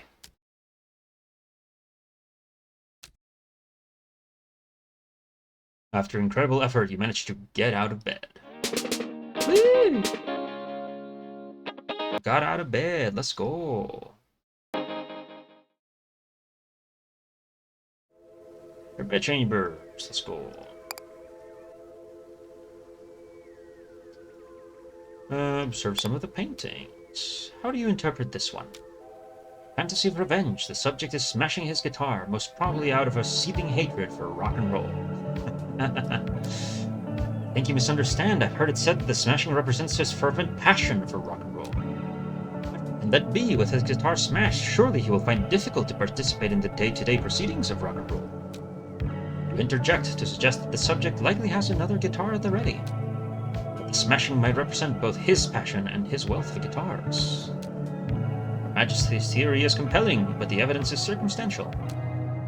After all, this theoretical secondary guitar is not featured in the painting. How can we be sure it exists? Perhaps the artist painted it somewhere in that negative space I've heard so much about. I suppose we'll have to keep an eye out for it. Okay, let's go to the office. It's time since the last went to the bar, a new job has been made available at the court, specifically the youth job. Perhaps you should give it a try? Go to war, choose a different job. Huh. Choose your court's job. Youth, offensive job. Receive money for letting it burn. What? For the first time since your arrival, you relax. In response, you can feel the court's change in appearance and character. You wonder what these changes might mean for the war. So glad you asked. Allow me to answer. First, your starting cards have changed. Hello, what is this game? Hello, Cello. This is Titanium Court. It is a match 3 roguelike, I think. Well, you'll see. First, your starting cards have changed. In particular, this card is essential to your new job. Experiment with it to find out how. What do I mean by new job? Have a look over here. Your new job is to watch the world burn. Oh boy. I.e., instead of earning money by destroying the enemy, you'll earn money by any time a tile burns down. Any tile, not just enemies. And one more thing, while using this job, you'll be immune to fire. That's it, good job. It has cool music. Yeah, that's why the title is what it is. I've been lured by the music once again. I saw somebody play it, and I liked the music, and I went and got it for myself. That's it, good luck. Choose your course job. Youth. Default job. Okay. Let's see, what is this? Wait, hold on. Lumberjack. Working fairy gathers wood. Okay. That's true, yeah. Burn. Offensive broadcast. Cook your surroundings. Okay. Storm. Defensive spell. Removes fire and flammability. Okay. Let's try this out. The potion of liking baseball sits in the sunlight. You just started the stream? No. I started about an hour ago. There was like a little bit of a connection issue. I don't know if it shows. I think this VOD might have restarted, but if it did, we'll see. But I've been streaming for a little over an hour and a half, a little over an hour and a half. Look at the potion. You have yet to drink from the potion of liking baseball. One reason for that is your natural trepidation towards something that you have assured will change you. Another reason is that the potion instructions clearly state that for best results, you should leave the potion in direct sunlight until it bubbles. Well, it's been sitting in your office collecting sunlight from the window since you brought it back. It had yet to start bubbling, so you continue to wait. Let's look at the map. I thought it was a minute instead of an hour. Yeah. While the exact extent of what you're supposed to be doing remains unclear, there's a growing list of things you should try to do. Well, what the hell is that?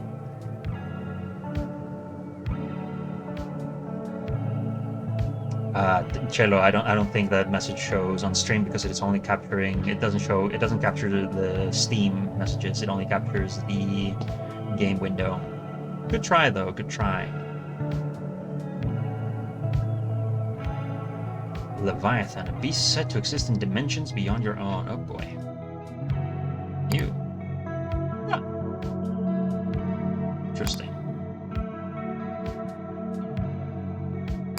Achieve sufficient personal change that you can safely leave the court at night. Achieve victory over the dragon. Use the youth job. Rayos. Buen intento, se respeta. Alright, let's go to war, yes? After breakfast, the court goes to war. The thermostat. Make things easier? No. I'm gonna... What is this? Nah. Normal. Okay. Shop, we have no money. Market, we have no resources. Shop, we have no money. I guess we don't have to deal with it. Centaurs and goons, no thank you. Knights and goons. Maybe. Centaurs and goons? No, let's deal with I don't want to deal with centaurs, let's deal with knights.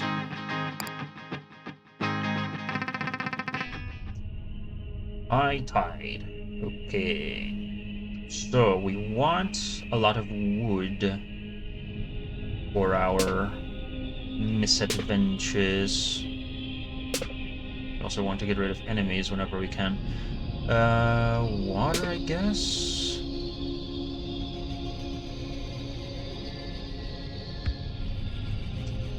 So, Cello, this is the thing. We have some resources here that we gather by matching 3. And we use those resources to buy units. Or Robin House knows how many enemy knights behaving. Yeah, I know. What we want is to get this, the burning thing. Cook your surroundings. It's a slightly different game mode than the first one that we did.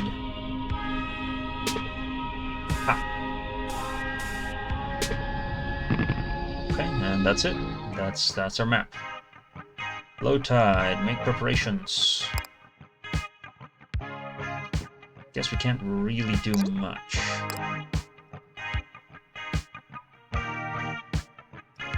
So, off we go. Thinking. Yes, thinking.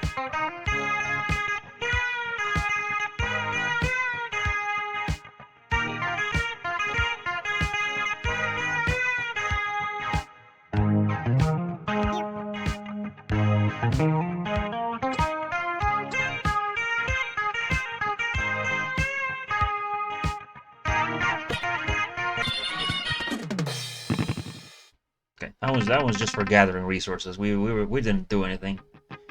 Sour Place, yeah, it's nice music. It's nice music. I don't know if I have better TDV. Yeah, I see it. Do see it. But Sour Place, yeah. Hills, extra missing water. Missing water. Extra hills with the hospitals, centaurs, and goons.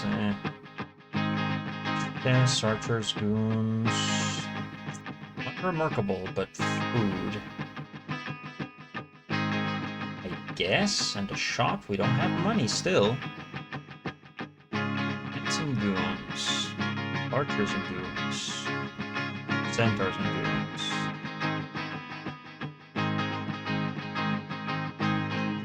Guess we'll go standard. Straight down the middle. And if we can get the chest, that would be nice. What does the vending machine have for sale? Food and water. Okay. Sure. Do we burn every turn? Really? Okay. Oh.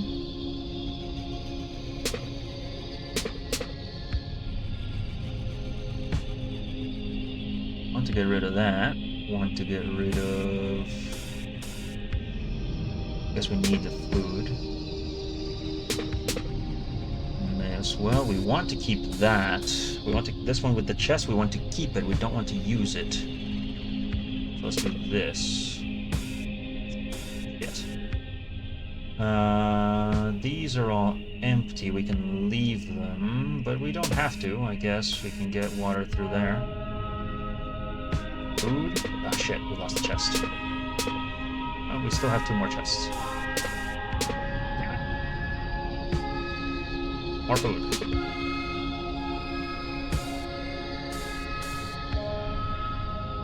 I don't like that this is here.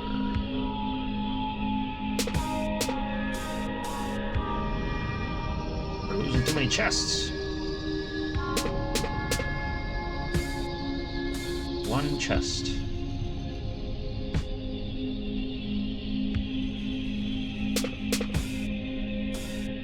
More food, more wood. Aha, another chest, lovely. This should be fine. Yes, 2 chests. Sweet. More wood. Damn, we had 3 chests for a little bit. Guess we don't need this.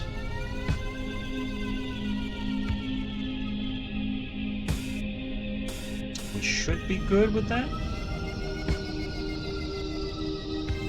food, I guess? Ta-da! Chest! Yes. Water and angler. Working fairy transforms water into food. Huh. Okay. Sure. More water. I'll take it. Takes wood. Yeah. Okay. Well. Burn our surroundings.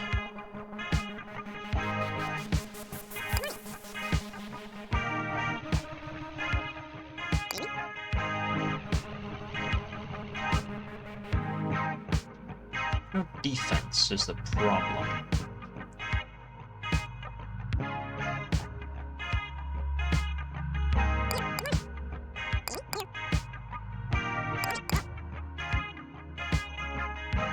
Defensive spell removes fire and flammability. Where should it storm on me? It's already immune to fire. Okay, never mind. Cook your surroundings. Okay. I guess we run it.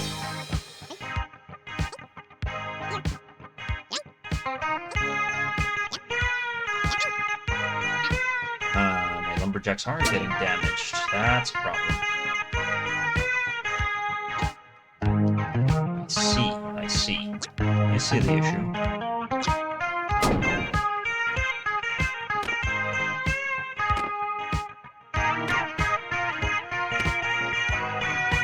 Yeah, I need soldiers of some kind. That's a problem. I only have $4. Volcanoes, hospital, wormholes, and goons. Extra water is nice. This shit hard? Yeah, it is. Standard in a shop with knights and goons. I guess we're going to the shop.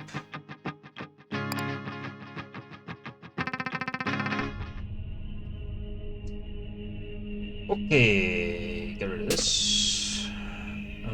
That should be fine. Get rid of new. What is this? Considerable excitement surrounding the rather large jar that has drifted into view. Okay, yeah. From among the detritus scattered by the tide, a large and imposing jar floats into view. Upon catching sight of it, Robin groans. Your Majesty, I advise you to steer your court away from that thing. But the other courtiers object. Nay, Robin, such advice is an error. We must steer closer to the jar should we ever hope to open it. Robin explains her reasoning. Every time we wage war in proximity to the jar, our soldiers neglect the battle in favor of attempting to open it. But we're still making progress. Surely by now we have at least put a dent in it. Robin sighs. The decision is yours, Your Majesty, but if we must attack the jar, let's at least do so when the court is relatively safe.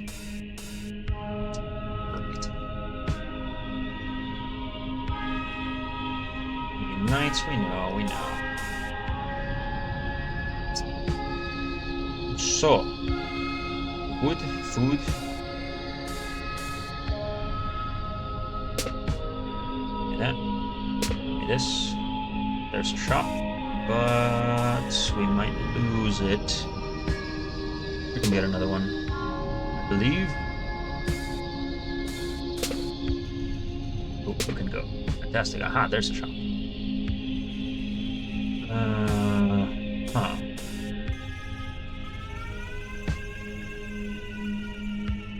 What about this?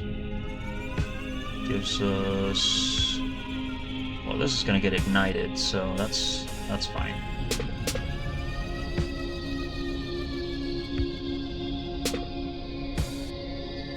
This is fine. Ooh, we got locked out. Oh boy, shop. Welcome to the shop. Barracks, offensive structure. Ah. You want wood. Okay, we can sell wood. Driller, a working defensive fairy. Green Hills, okay. Scamp.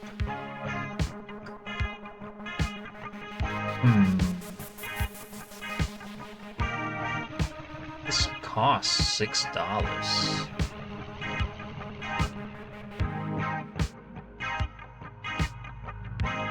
4 stone and 6 stars. Ah, must be on a rock. Aha. Got it. So, here.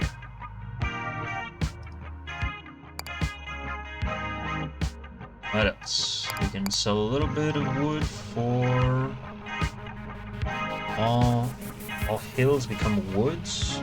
Okay. Or a scamp, which I think we need. We need some kind of offensive unit. Okay.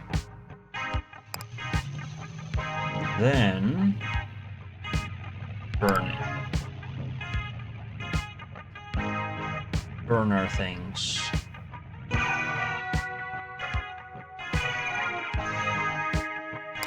Put out this fire, I guess.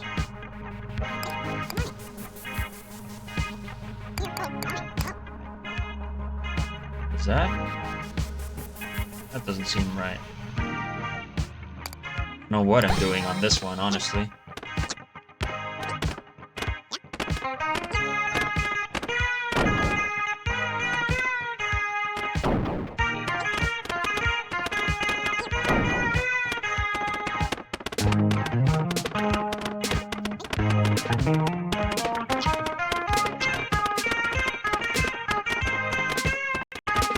We're gonna die. We're dead. We have died! No! Damn. They really do be ignoring everything for them pills. You wake in your office as if you just completed a brief nap. Yes, yes, yes. I don't know what you're doing either, honestly. It's okay. I think I understand. Except I didn't understand this mode particularly well. I have no idea. You remain a little bit restless after that quick excursion. You're not sure you're in the mood to socialize with your courtiers today. They do tend to go on and on. You're pretty certain you won't miss anything if you just return to the war immediately. Choose a different job. I don't like this. Let's go back to the normal.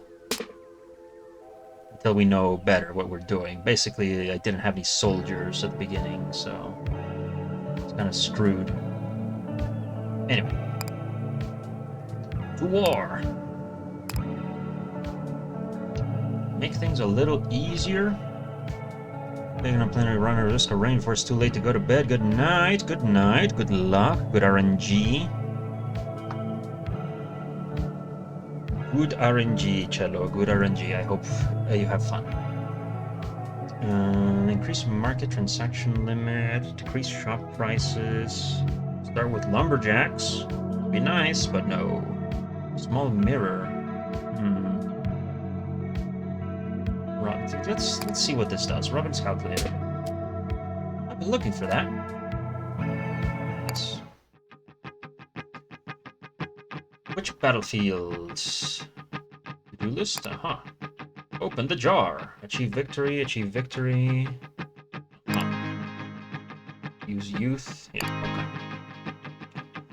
So. Chests, wormholes, goons. Market, wormholes, goons. Shop. Well, we can't go to the shop or the market because we don't have nothing. You now notice that the battlefield is littered with a bunch of ominous... What are these? Are those wormholes? I'm not sure what to call them, Your Majesty, but those things are bad news. The tide seems to group them with the enemy, that they never disappear when matched. Instead, they appear to merge with their neighbors, retaining every soldier with those neighbors possess. If prayer actually worked, I would pray that we do not see them grow. They remain harmless as long as they're empty. Aha. Grecian. Solve Robin's battle calculator. No environmental hazards. As for the enemy, these are empty. These are deploying units. No, no, no. Court is in a moderate amount of peril. Gotcha. And we need bread and minerals and ore. Okay. What's this? Okay. We need water for farmers. We need wheat. Get minerals. Ooh, I want to keep that rock though.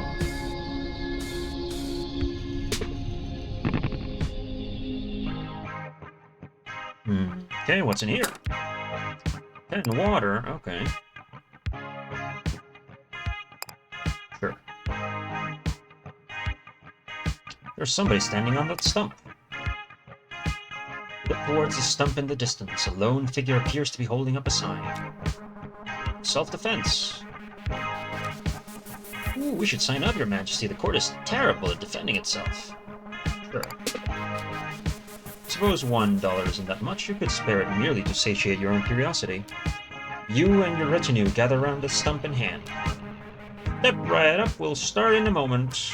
As it happens, you are the only student present for today's lesson. That's right. I have the honor of being Sensei's #1 disciple.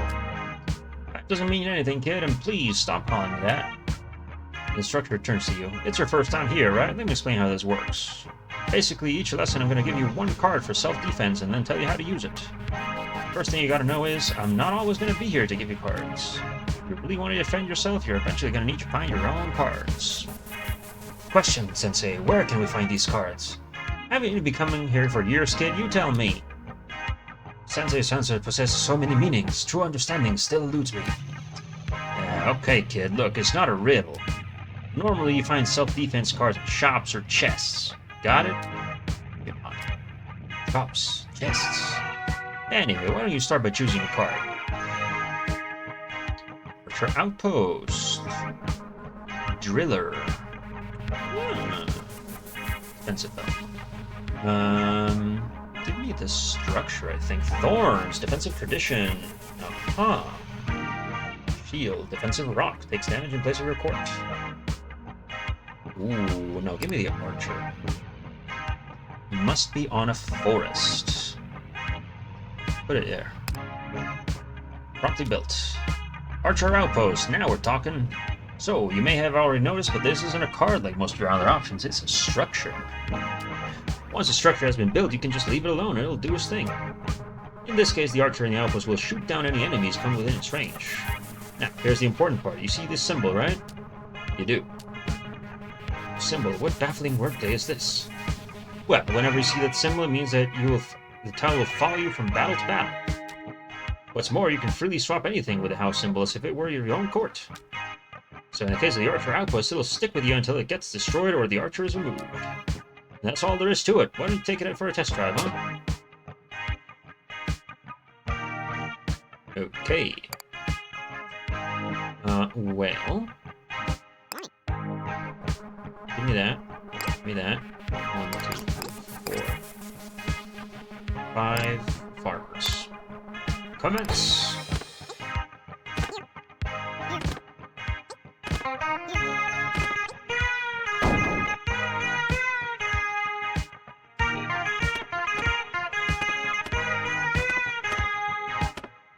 Damn it.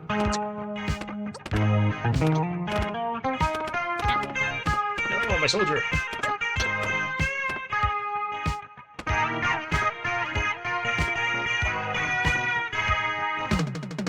It's too far for the archer. That's a problem. Which battlefield should the courts traverse? Volcanoes, chests, birds, and goons. That's a problem. Market? No, I think we want chests. Volcanoes, hospital, wormhole, goons. No, we want more chests, I think. You notice a slightly different hill has made an appearance on the battlefield. You hate to ask, but those are definitely volcanoes, aren't they?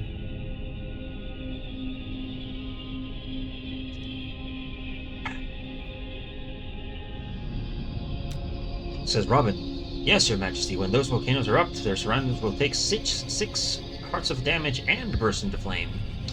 So again, quick clarification is now necessary. When Robin says that volcanoes' surroundings take damage, that includes diagonal neighbors. Also, you can see when the volcanoes will erupt over here on the timeline. Also, please note that volcanoes match with standard hills for some reason. With this life-saving information now imparted, I will take my leave again. Gotcha, what is this? Egg zone. There are eggs over here. What is this? Ooh, this is a lot. Hills. You said there was boxes here. I don't see them. Oh, there's a bird.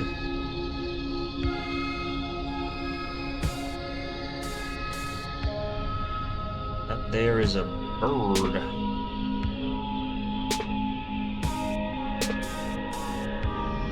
Aha, box.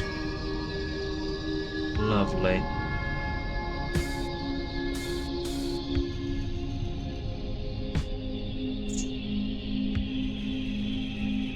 I don't know if I can just do this. Good, I could do this, but that does nothing. What about this?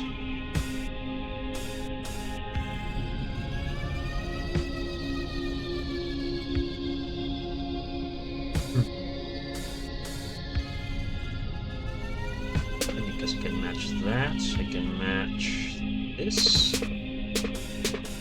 We lost a box, but we gained another. We have 2 boxes. Pretty good. Do this. Yeah.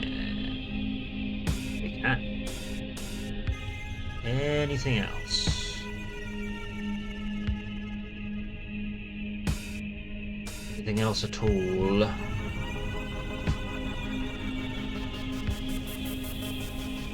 Kinda not really. Let's get this moving a little bit closer to the court for defense. Low tide. Let's see. A mysterious egg on the battlefield. You receive a fascinating offer from the egg zone that has appeared on the battlefield. Your Majesty, great to see you again. Still trying to get home? Anyways, I do have an offer for you. He gestures at the large pile of eggs on the battlefield. That's right, you can become the proud owner of our very own football.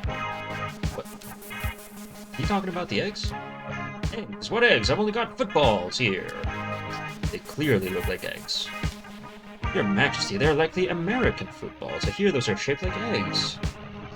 Hey, if you're gonna call your football an egg, call it an egg. Who am I to judge? The important part is I'm prepared to part with one of these footballs for an incredibly low price. In fact, I'm prepared to pay you to take one with you. If it's willing to pay to take one, there must be a downside to doing so. You'd like to know what it is. Well, raising a football is a big responsibility, too big for me. But you seem like you've really got it together, Your Majesty. You govern a whole magical court. You command vast armies. You ask questions before agreeing to stuff. Can't think of anyone better suited to carrying one of these babies to victory. But, well, to answer your question, you know how a game of football works, right? You lose the ball, you get a penalty. You can't keep racking up these penalties, Your Majesty. I'm gonna go broke. But I doubt it'll be a problem for you, so what do you say? Consider assuming guardianship of football. Collect 10 for getting the ball, restore yourself to full health, collect 22 for taking the ball. Ooh. Money? Or food? Give me food. Collect the signing bonus along with the egg, thus assuming responsibility for shepherding to victory. I'll be rooting for you. Ah. Right, so now this thing has HP. Okay, what about the box? Trust fund, offensive tool, doubles in sale value every battle. Okay, sure. It's empty? Sweet.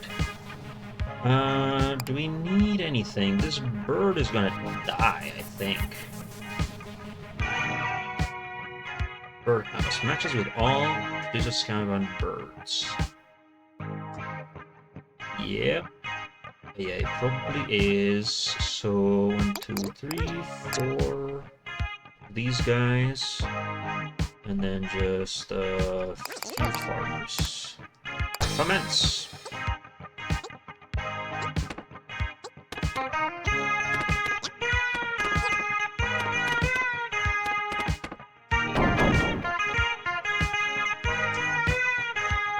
soldiers, but that's okay.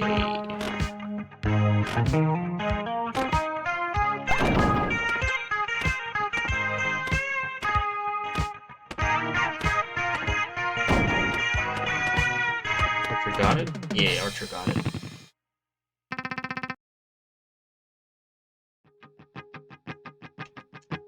Okay. Got 6 money. Standard, bread, market, centaurs, goons, woods, extra wood. Yes, we do need that. Wormholes and goons, that might be a problem. Hospital, scamps and goons. We need wood.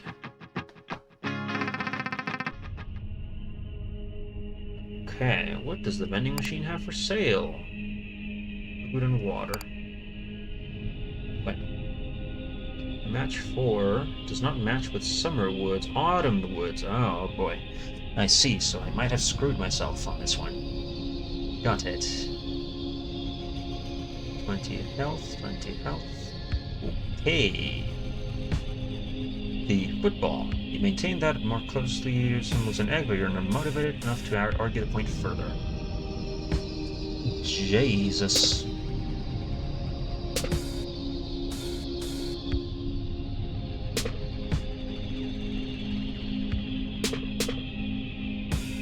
Okay, how we doing?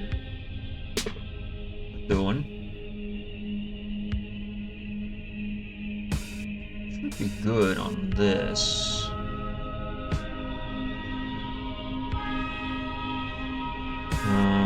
More wood would be nice.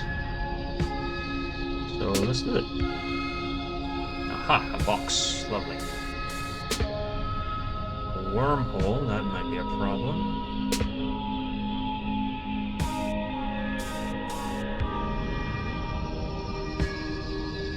Emerges and grows when matched with soldiers. One might expect worms, but there are none to be found. Huh. What do we do? I guess we can move the egg over here. Okay, what's in the box? Money. Thank you. Okay, so this is gonna be kind of rough for you.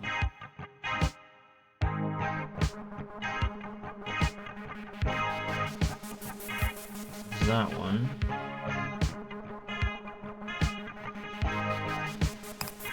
Sure.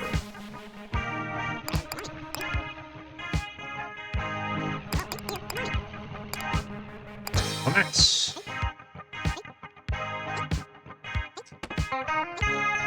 This might be an issue.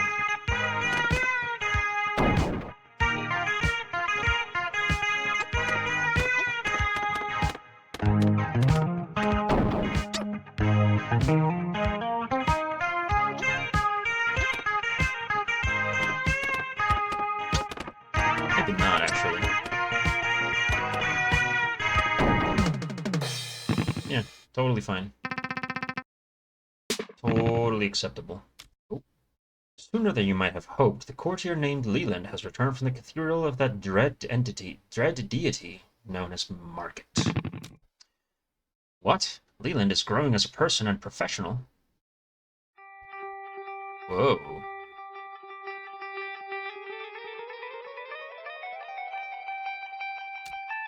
Congratulations, Leland has evolved into Business Leland.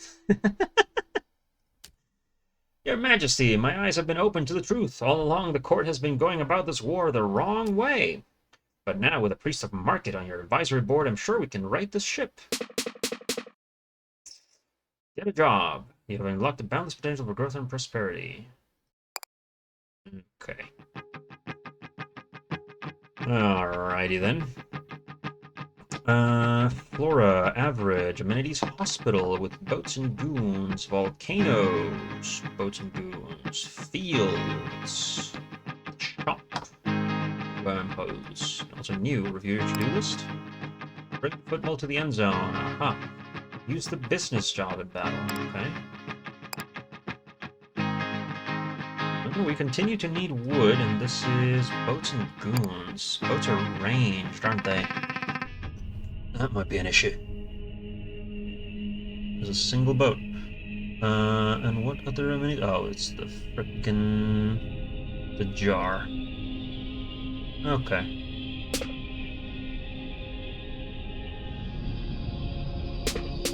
Well, where is it? Hospital. Sell you health. Healthy spell, full at the cost of max. Ooh. Or increase max. That's better. I guess we can get food.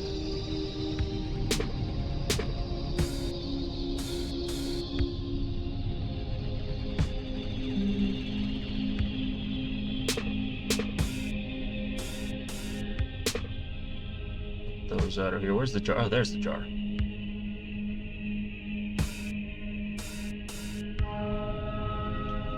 Sure. I mean, there's nothing particularly exciting about this one, so just move me down here and move this up here and up there. 37 out of 150. Okay. Heal. Yes, please. 40 HP. Let's go.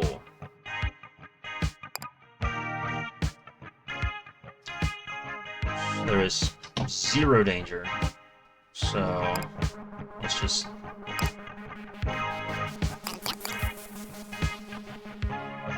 one.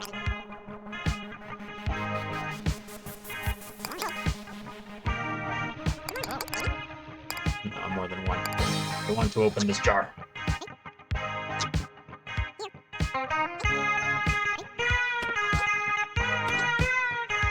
We're not relatively safe, we are just completely safe. Suddenly, amid the chaos of battle, a deafening pop, followed by silence. Angel 2049, first time chat, welcome, welcome. Have a gander, have a look. We're playing some Titanium Court. All combatants on both your side and the enemy's put down their weapons and look towards the jar. The jar that, as it happens, has just been successfully opened. There better be something good in here.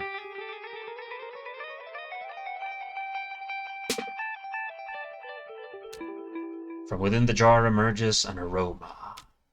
You can't immediately identify the smell, but it's something familiar, something that unlocks memories of another time and place. Springtime, moderate humidity, classes are winding down, and the new warmth is rekindling the smells baked into the walls of your residence hall. You're about to move out and are looking at a period of 2 or 3 weeks before you can move into your new place. You have couches you can sleep on, but most of your earthly possessions will reside elsewhere for this period. As you lock them away in a relatively affordable storage unit, you feel something indescribable. A shining, for lack of a better term. Unburdened, untethered, unanchored. The only thing keeping you from floating away is the small key to the storage unit you hold in your hand. A key that you will find yourself staring at now, here, in the present. A key! Wait, where did it come from? Found it in the jar, Your Majesty. Oh. Is there anything else in there? Nope.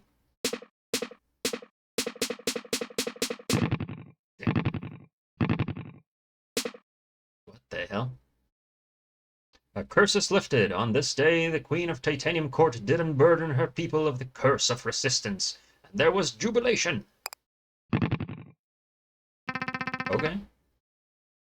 Oh, we cancel the combat. Huh. Sure. Should have known. Should have known. Unremarkable. Shop, boats and goons. Hills. Hills. Woods with a market. Huh. I guess we can go to the shop. Sure. Oh boy. This is dangerous. What is this? Ooh, a tremendous sneaker housing a real estate office. Question about how to turn infects enemy soldiers. Maybe ask Robin. No, we're good. Water? No, that's enemy. Water. No, that's enemy. Which one's this? That one's that. Okay. I don't see any. Okay, there's some. There we go. There's the shop.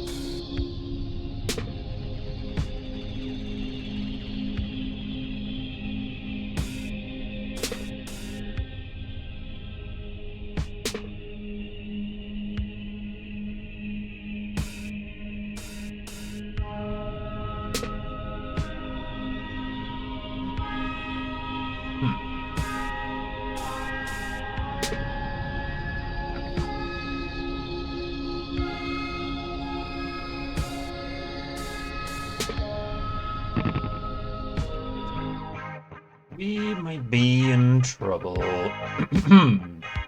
Does somebody live in that shoe?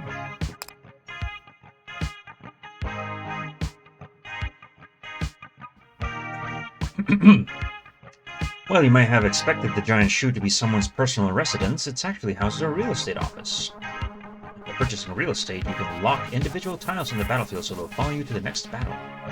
Unfortunately, the minimum price for properties in this neighborhood is $8, so you won't be able to purchase anything. But how about at the shop? Angler. Modern food. Centaur. Sure. Yeah, well, we can sell this. And then we can buy archers, I think. Huddle, defensive tile.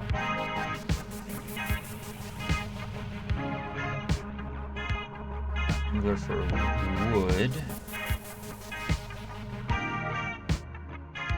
Cost wood, and these cost food and wood. As well, I guess? Okay, so now we can try purchasing some land. Purchase a property. You already own that property.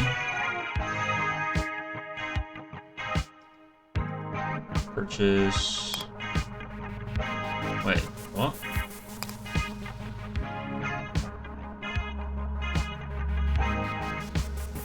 Oh, I see. I bought this forest. Gotcha.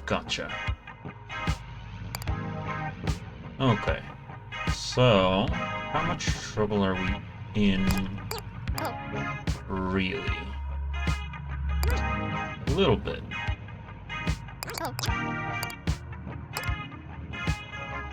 Who's up first? Not you. Not you. Not you. You. You. Okay, send it. Commence battle.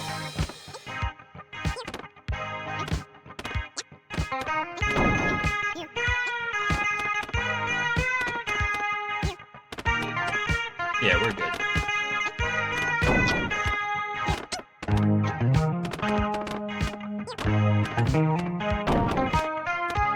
Lost some archers, but... Oh, we died. Oh no. Whoops. With time and repetition comes comfort. You feel your maximum level of comfort increase to 2. For a short period of time after the court wakes each morning, it drifts through the tide alone, free from its relentless obligations to the battlefield. You have found this time useful for exploring your surroundings. Your bed chambers. Feel as though you could use a shower. To your mild surprise, the shower, nay, the whole bathroom attached to your chambers is, to put it diplomatically, a bit shabby. Unlike the rest of your chambers, those which choose to stretch and grow with the size of your station, the bathroom remains small and intimate. If you are feeling less charitable, you might refer to it as claustrophobic. Also, the room is clearly built into the underside of the staircase. Various thumps and falls from above the ceiling provide ample evidence that this staircase is well traveled. You're not complaining. You consider it miraculous blessing that a fairy court outfitted with trappings of medieval Europe could also have much functional modern plumbing. You turn on the water and test it with your hand. Despite the shower's appearance, the temperature is consistently warm and the water pressure is high. Just a completely normal, non-magical shower. Mediocre, even. You suspect that it will be a good reminder of what your life was like prior to absconding with a cohort of fairies. As you step inside and close the sliding door, you quickly retract the previous statement. High-pressure water, subtle ringing noise produced by the shower head, the echoes of the footsteps in the ceiling, all combine to create a cacophonous cocoon of sound and steam. If anything, this shower is perhaps the most magical object you've encountered in the court thus far. Let your mind drift for a while.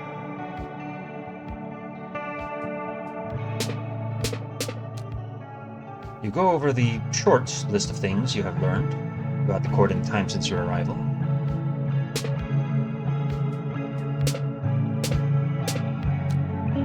1. Titanium Court is a royal fairy court, a place bound by ancient magic to withstand the tide, whatever that is.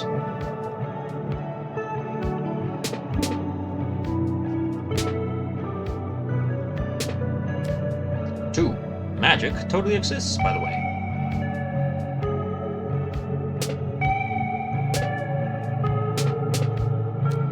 3. So do fairies, just so we're clear.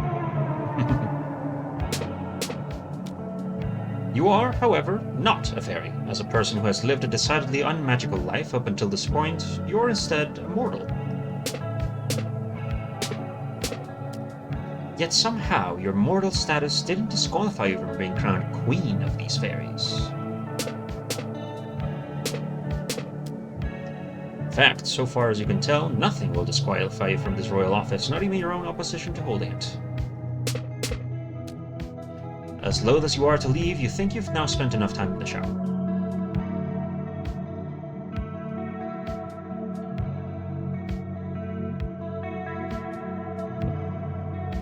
Okay, explore the court.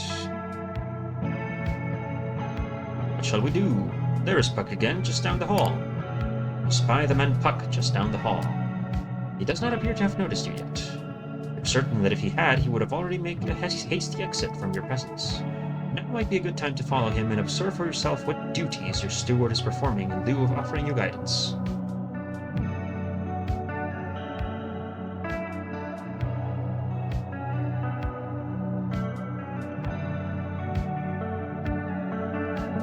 There he goes. Okay, this is getting a little tedious. Fortunately, you can click and hold the left mouse button to speed up the proceedings. Try it in battle, too. Yeah. Follow the man. Follow him! Now here is a part of the court you had not yet discovered. A vast library extends before you.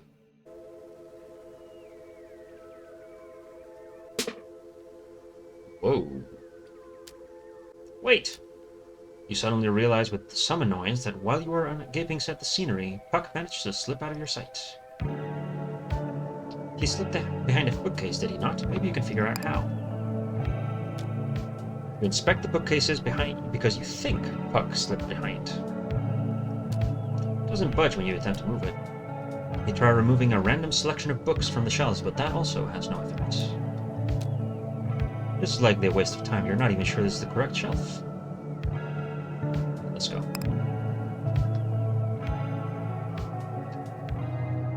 Observe another painting.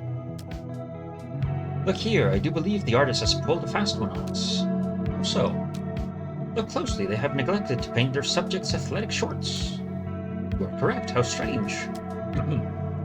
Even stranger, the shorts are still clearly part of the painting despite not being painted. I expect this is a useful technique for saving paint. Undoubtedly. Investigate the dining hall. Anything new here? There's a break feast. You know, vehicular theology is not so ridiculous if you consider the car to be mostly a metaphor. But for what? What could such an outlandish and inconsistent set of myths could possibly be a metaphor for? Perhaps the psychological armor we construct around our true selves? All for the conveyance of the soul to greater stages of enlightenment? It is not too hard to imagine. But aren't cars also allegedly beasts that devour naughty children who do not look both ways? Never said it was a perfect metaphor. As a result of eating breakfast, you get a small bonus. Water. Let's go.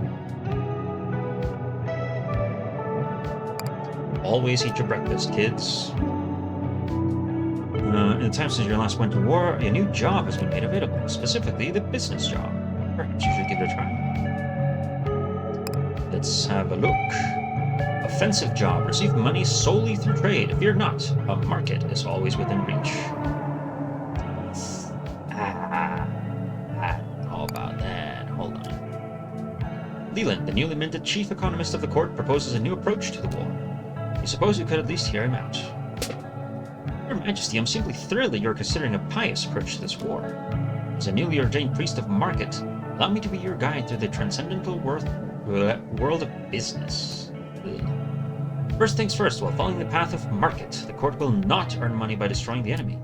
This is because followers of market do not have jobs, they create jobs. To compensate for the lack of standard wages, market itself will provide the court with funds. What he means is, no need to seek out market on the battlefield. With the business job, market is always available.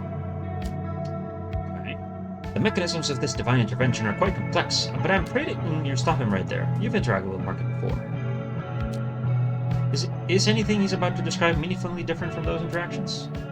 Technically no, but you must understand this is merely a vast simplification of the glory that is market. Then you'll listen to decent explanations at a later date. For now, you'd like to get started on the war. Very well, Your Majesty, I will remain on hand to offer advice. You're sure he will. Okay, business, huh? Sure. Consult the map. I don't think it. Let's do this last run for tonight before we end. Thermostat. Current comfort, let's see. Plus 2 comfort. Decrease enemy participation. 2 thorns. Could be nice. Increase market limit by 1. Extra 10. Okay. An egg along an egg and $12. You know what? Let's do the egg. And let's do increase market. Proceed max comfort level 2. Technically, this is making it easier. I don't know if that's like the point of the game. We'll see. Unremarkable, Knight's Goons, Shop, Knight's Goons. Okay. Chests. Chests are nice. We can get chests.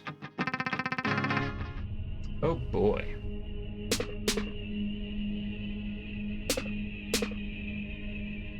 Aha, defense class today. There's a box right over there. We don't want to lose that. We do want to lose this because it doesn't do anything for us. Then again, these are knights. They don't do anything to us. Still, I would prefer if they were gone. Wood. Our units are farmer and angler. We want to keep some water nearby, but not that much. And farmer requires... no, I need wood for that, so we'll just do this. There we go. Knights, we're good with knights. We can get rid of... move the egg all the way to the corner. That would be untouched. Self-defense, yes please. Okay, 1 for self-defense, yes. You know the drill, right? Grab a card and I'll explain how to use it. Gathers rocks from hills and defends your court, yes please.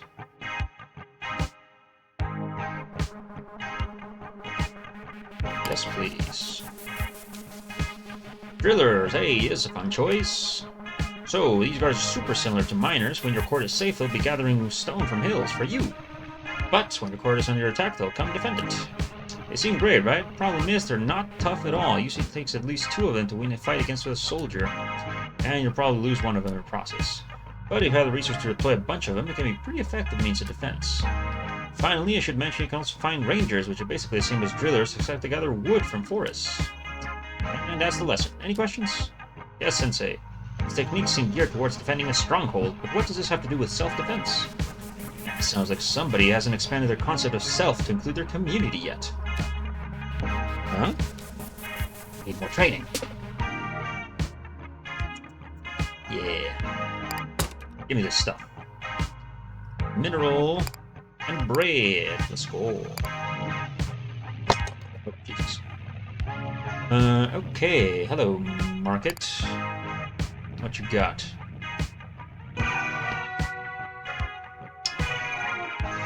Well, I mean, we can just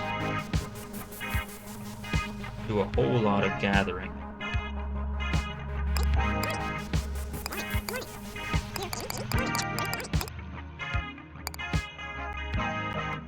Market, I would require some wood, please. There we go, and then fine with that. Send me. You don't need to do anything else. This is a simple resource gathering expedition.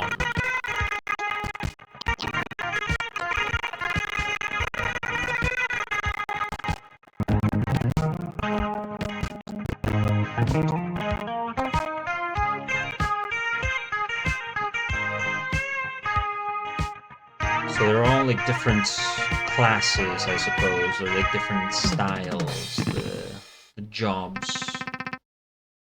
A. What is this? Toll booth. Structure having a single dire goat. Okay. Okay. Extra water, wood chest, catapults. Oh boy. Knights and goons, and a shop. Shop is nice. Scamps and goons, and a shop. And some wood.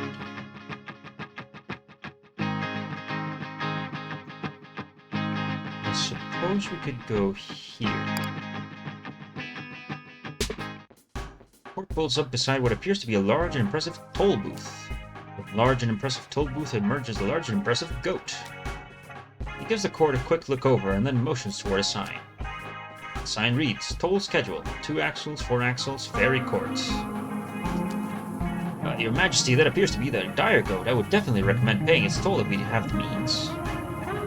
Yes, they can get aggressive when we don't do what they want.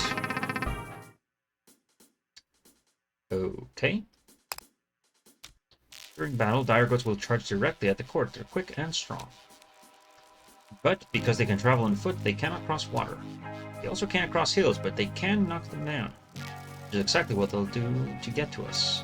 Therefore, our best set defense is to surround ourselves with lots of water and lots of hills. Alternatively, we could try deploying a lot of defensive units. Dire goats tend to be single-minded and will leave our units alone while focused on our court's destruction. We can take advantage of that. Anyway, those are all the notes I have. Thank you, Robin. Or I can just pay the toll. I will pay the toll. Small bit of resentment, you fork over the cash. Luke nods and lifts the barrier for whatever that's worth. He also now joins your side of the battle. Ooh! We got a free, well, not free, but we paid for a unit. Hell yeah. Okay. So where are we here? There, get rid of that. And this guy can go... There's the shop.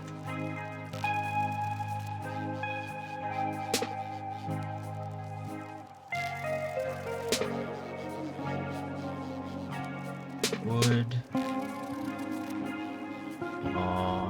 Get rid of this guy. There's more guys. Get rid of this. Get rid of that. Do I need water? I think I do.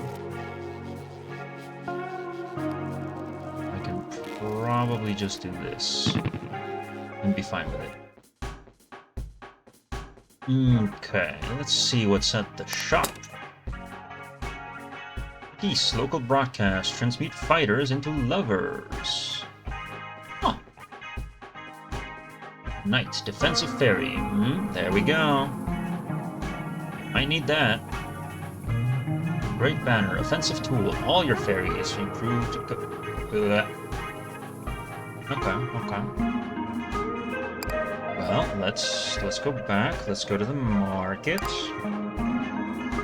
We don't need too much material for this, so we can sell a bunch of it. We also don't need so much food yet.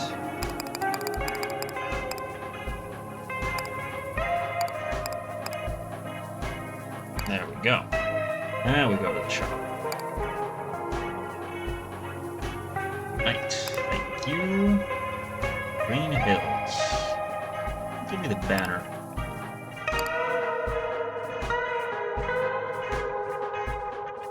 Okay.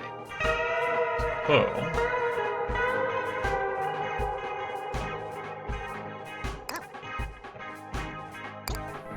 get 2 of these guys, and then the rest with miners. And... wood is scarcer than water, I think.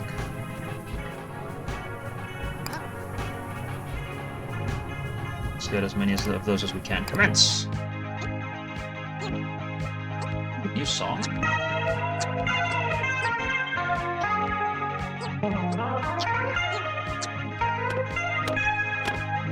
Hey, don't attack my goat.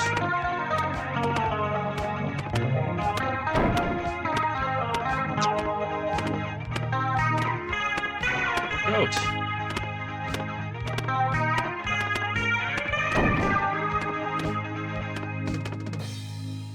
He lives.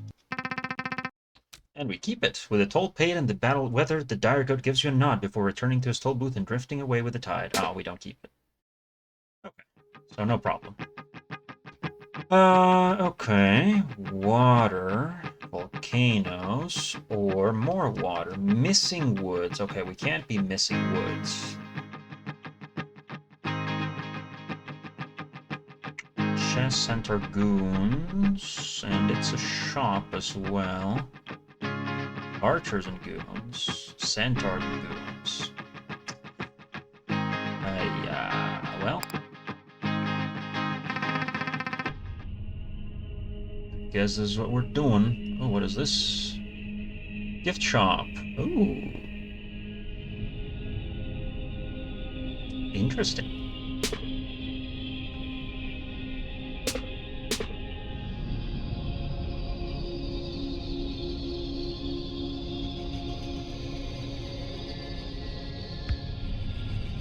A bit flammable, they say. Oh goodness. Okay. We said we need wood, but it's kind of hard to get it at this time. Okay, there's a box, sure. Want that. We want this. There we go. Get rid of the centaurs. The egg is a problem. The egg is a problem.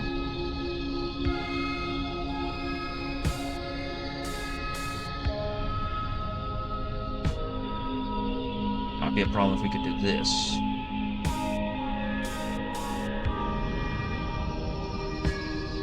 Yes, we also need water nearby. Okay, 3 boxes. That's pretty good.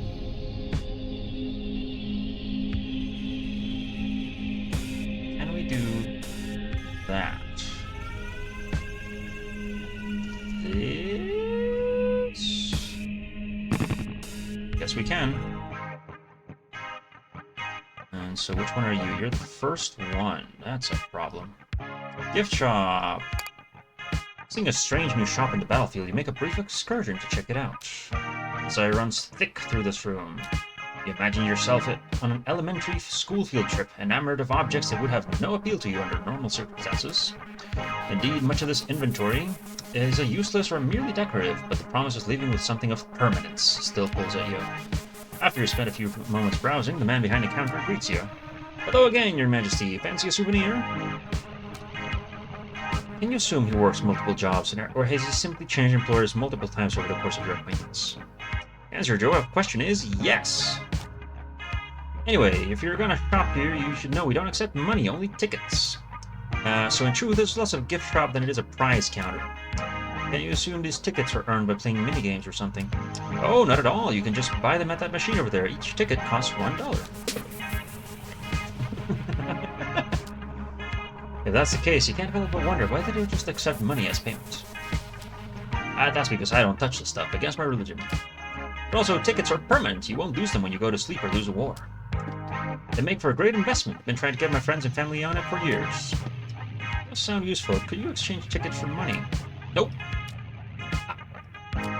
Anyway, here are some souvenirs that should be perfect for a fairy queen like yourself. Ooh, baby. Looks like one of my missing keys, but I don't have money for it. Fire Archer. Hey, unlock the Fire Archer. Expensive job. Build walls and receive money when they're torn down. Insurance claimant? Okay. This remote will change the channel during the weather report. You can choose which boss fight is coming up. Ooh. Unlock the moat. And some keys. Okay. Give me 10 tickets for now. Don't need to buy anything else. Let's see what's in here. Mineral, water. Lovely. Okay. So what can we trade at the market? A lot, it turns out. And no, we want our knights. But with our knights, we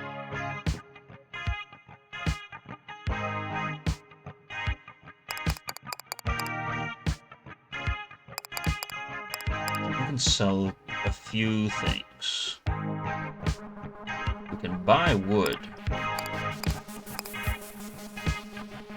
and sell a little bit of water. Actually, we could probably sell a lot of water. And we're good on bread. We can buy... Let's max out the trades. As you attempt to make another transaction, an acolyte of the Church of Market pulls you aside. Apologies, ye faithful, but you appear to have reached your hourly limit for devotion. We have no choice but to cut you off for the time being. You're a bit surprised to learn that there are limits on the number of transactions you can perform. That strikes you as pretty inconvenient. Yes, I couldn't agree more, sister, but you see, various jealous and wicked powers have banded together to limit the strength of our faith. Hold fast to your devotion, and one day our glorious market will truly be free. Later, upon mentioning this exchange to Skip, he rolls her eyes. Yeah, we tried no transaction limit for a while, and it was a disaster. You died? Charlie. You died, where? Where did you die? Important, and who were you playing? Sinkholes of power were constantly popping up. The entire magical ecosystem was under constant threat of collapse. It was also boring. Very boring. Gotcha. No more trades. Fine.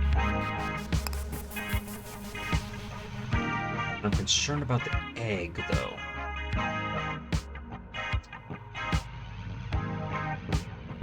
Okay, well... Might have to deal with this. Might have to deal with...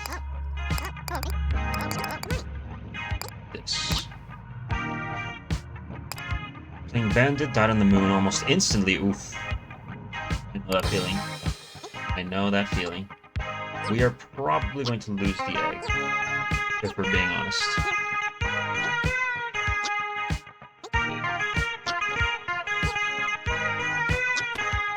Yep. That egg is dead. Uh-oh.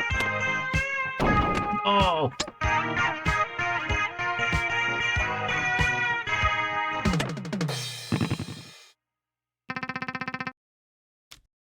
As the dust from the battle settles, it soon becomes clear that your football did not survive the ordeal. Your courtiers, showing a surprising amount of coordination, organized a short memorial service for that demolished ball. No. As Queen of the Court, you are naturally expected to deliver a eulogy. You do a brief overview of the ball's memorable qualities, including the fact that it was clearly an egg rather than a football, and express a passing regret for its untimely loss. That's it, honestly. You don't really need to put any effort beyond that. As the funeral concludes, you must now choose an appropriate penalty for losing the football. No! Take 10 damage. Forfeit all my cash. All of 2 resources. Oh boy. Now I'll take 10 damage. You accept the penalty and proceed sans ball. Damn. Rough. Unremarkable hospital. Okay, that's could be nice. Shop. Archers and goons. Chess. No, we need a shop. We need an offensive unit. Not long after encountering the previous toll, you happen upon a second toll booth. From within the second booth emerges a second goat. Alright, bro, you know the drill. Cross a bridge, pay a toll. Toll today is $8. Chop chop. This is considerably higher than previous toll. Are you expected to believe that price has changed so suddenly? Listen, lady, my booth is old and rusty. This thing ain't gonna open unless you grease it a bit, you get what I'm saying. You sigh. Unfortunately, you do get what it's saying. Yes, yes, I'll pay the toll, and you turn to my side. Thank you, thank you. There we go, that's more like it, bro. Now excuse me while I collect the toll from these other losers.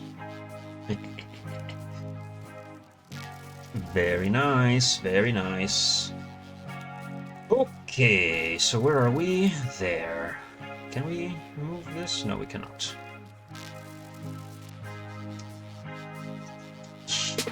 Get out of here.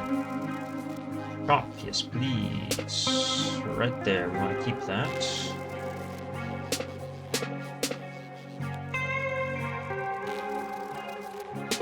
This guy out, get this out.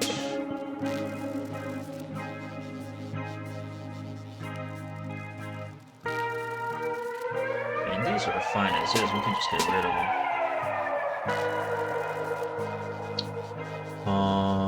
More, what do we need? We need water.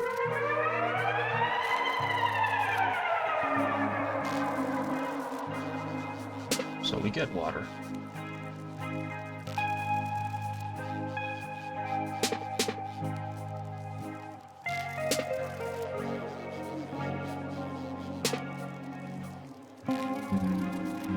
This should be fine. So we have 2 enemies. Should be no problem at all, really. But if we can get rid of them... Do we need more water? More water. There's no wheat, so that's very important. Damn, 4 enemies. Okay, shop. Welcome to the shop. Repair. Okay. Archer Knight. Maybe. Miner. Big shield. Possibly. Archer Knight. Is cheaper. You know what? We could sell this guy and buy this guy.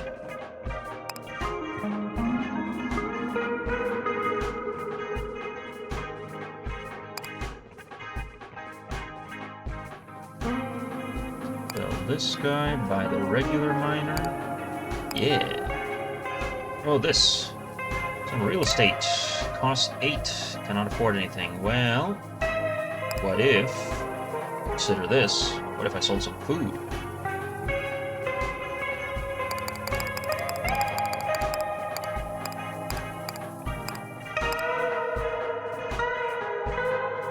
And in fact, what if I sold some... timber too.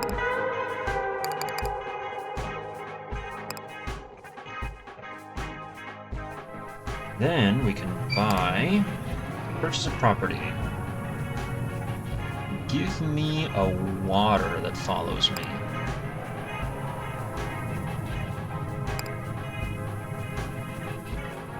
In fact, give me 2 waters that follow me.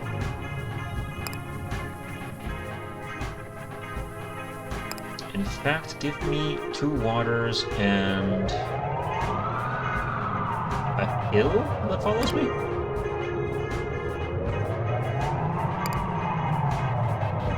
Okay. So, no wheat, so we don't use any of these.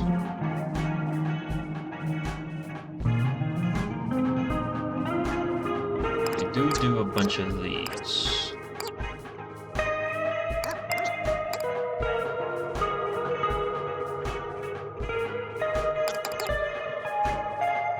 Like that. Nice. Time to vibe with the music.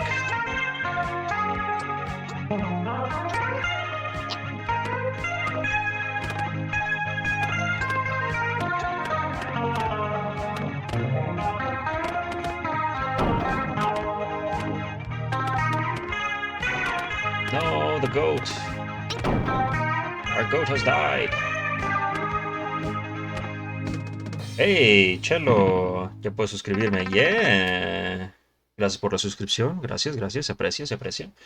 While no goats survived the chaotic battle, your courtiers seem convinced that such a loss will not reflect poorly on the court.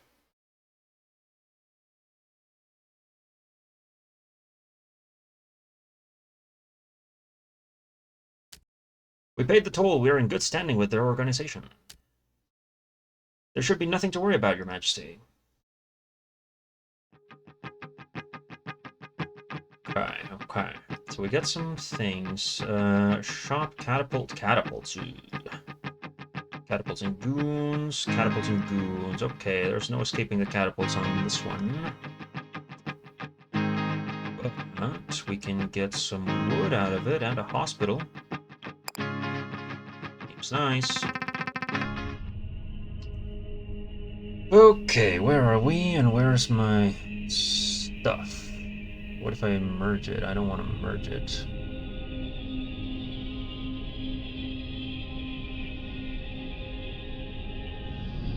Get rid of this. You hit. What if you didn't? Ah, you don't.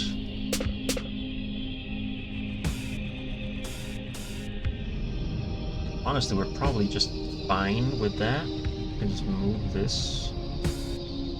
Going to bed now. Good night. Good night. Nice emote. Where'd you get it?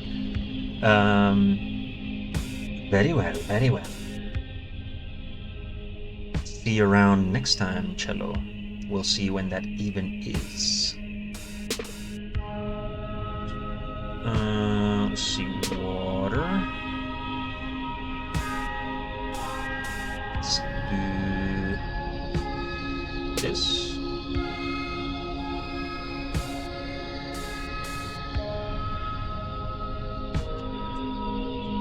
Guess we can do this. That's it. Catapult is blocked. Catapult is blocked. Okay. Low tide. Gotcha. Trade.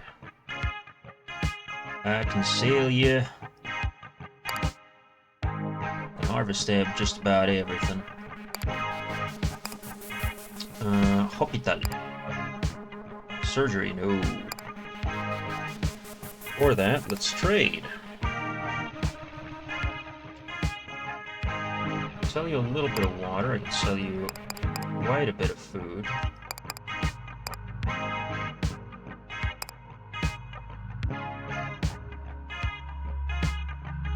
Glass house, what do you got?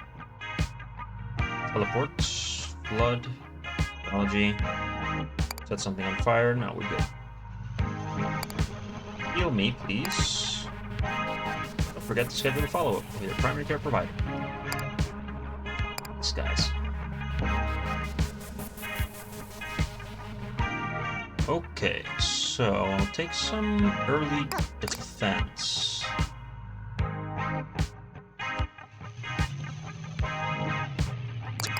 And then just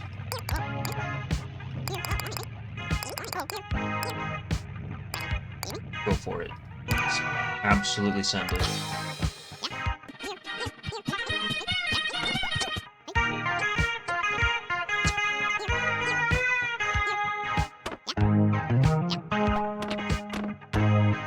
Fantastic defense.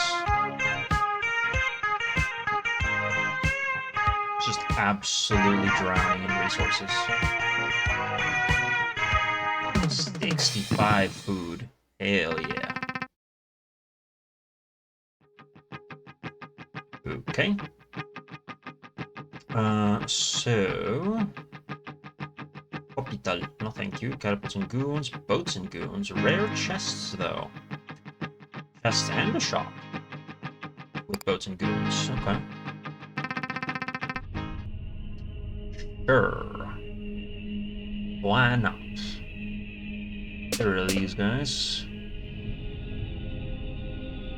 Get rid of them guys. There's the shop.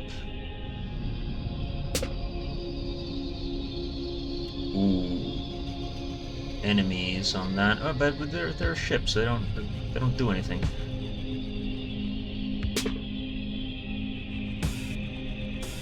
Especially not if I just keep them there.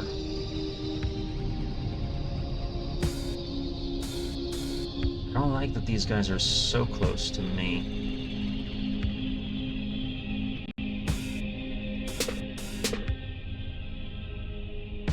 We got one box market and a shop, sure. Can we just... Another egg zone. This doesn't get me. This gets me. I guess we could do this. And then do that. 2 boxes and a shop, sure. Then we do this. Oh, we lost the shop. Get rid of this. There we go, we got the shop again. Lovely. Then gunboats restricted to water. You do nothing. You do nothing. You will take forever to get here. And you will do nothing. Okay. Let's get some water. And let's get some water.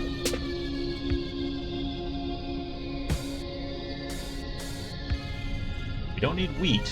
We need wood, but...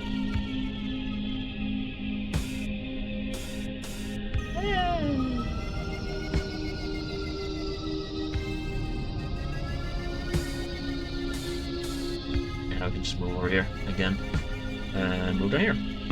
There we go. Low tide boxes. Give me the loot. Yes, loot. Lovely. Market.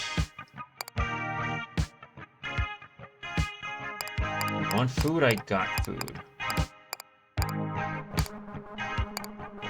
Defense? Do we need any defense? Not really. Also the shop. Barracks provides 2 soldiers. Yes, I think I will, and I would like to build that.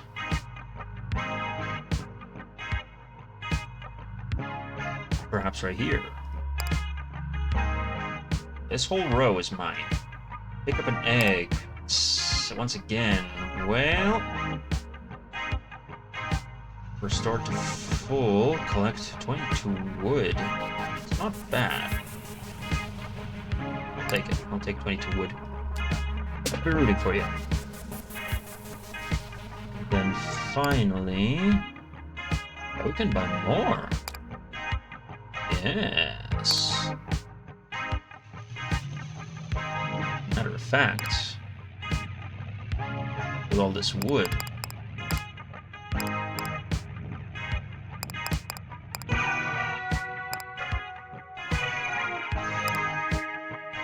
oh my goodness. Now that's what I call fortification.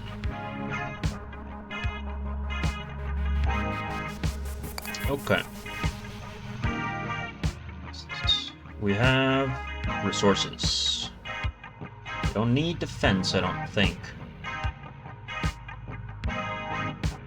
No, not really, because these are just boats, they're just there.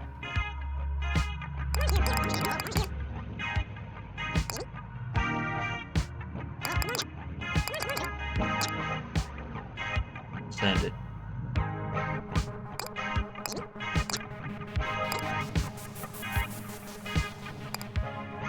Matter of fact, let me trade up my material over here as much as I can. There we go. Okay. Go for it. Commence!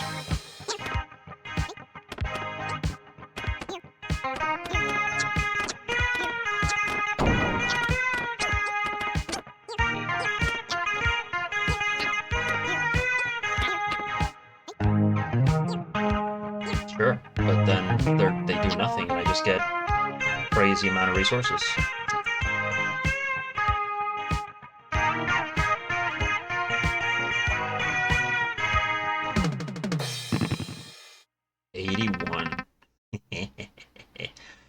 Okay. No U-turn. As you might expect, given the day you're having, a third toll booth now makes an appearance. And as you might expect from your previous encounters, a third dire goat emerges from within the booth. Gentle travelers, welcome. Your journey has been hard, but the destination is worth it. You arrived at the spiritual bridge, covering the divide between desire and fulfillment, struggle and victory, frivolity and meaning. Like many bridges, however, there is a toll. Please embrace this final test of spirit. Okay, how much this time? Yeah, so it's gonna be about $24. Look, I don't set the prices, okay? It's like surge pricing or something. Fulfillment and meaning are both really popular destinations.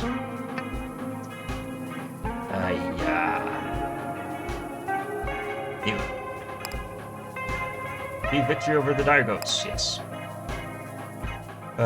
Missing water. Herbs and ruins, that's a problem. Well, is it? Rare chest in the shop. No, we want a rare chest in the shop.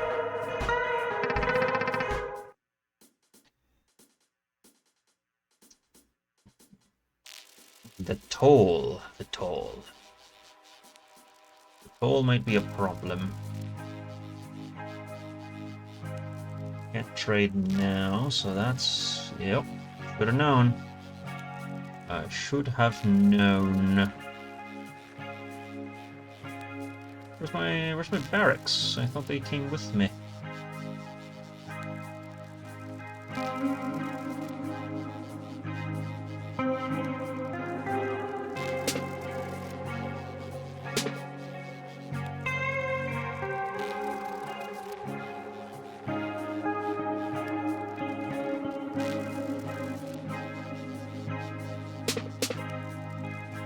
Get rid of these enemies.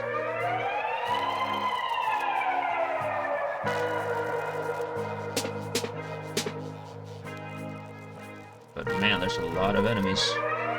Where's the box? It says there's a... Oh, right there. No, there, now it's gone. There goes the shops, too.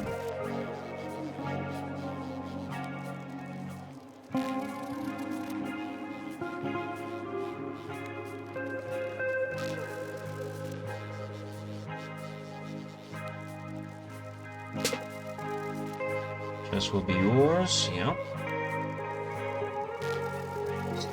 What gets rid of the most enemies? This. We're down to a few. Down to a few. There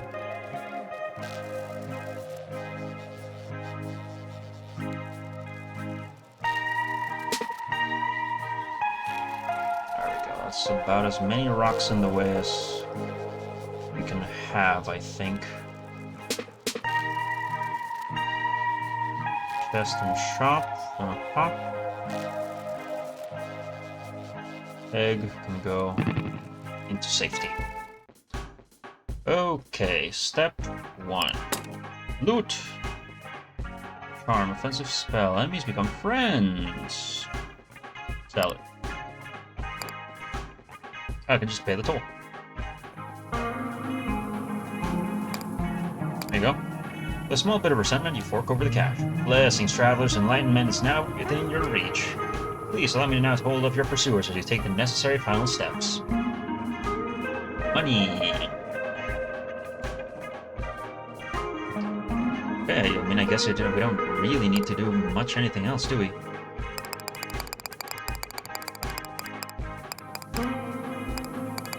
Sell.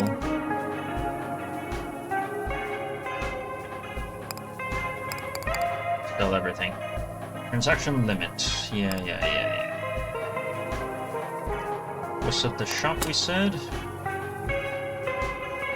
Post rock. Defensive broadcast. Valid military targets. Interesting. Scamp. Orchard whenever you get food whenever you get. Okay. Archer. I don't think we need it. Give me our units.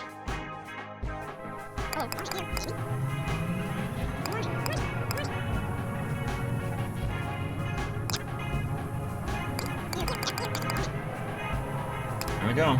Send it.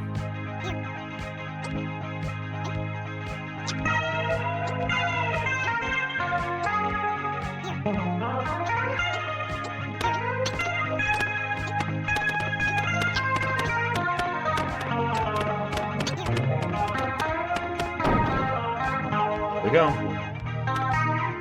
That might be it. That might be curtains.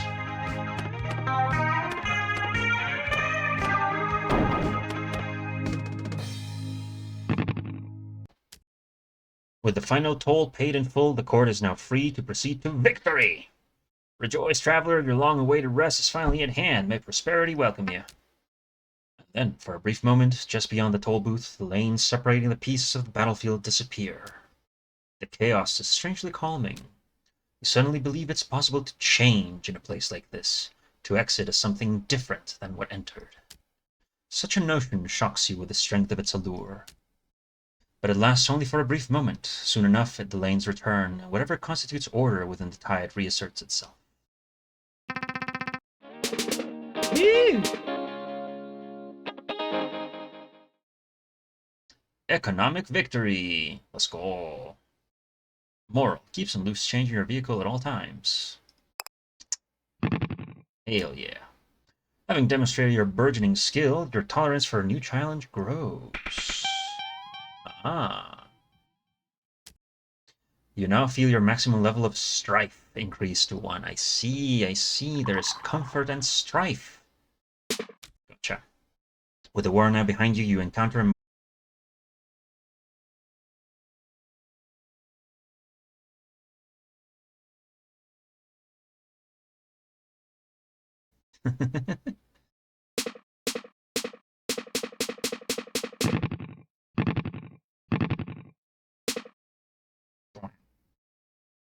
On this day, the Queen of Titanium Court did unburden their people of the curse of guardianship, and there was jubilation.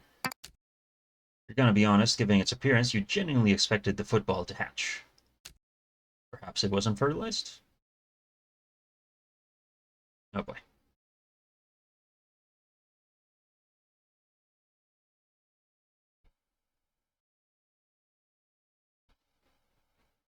Hmm?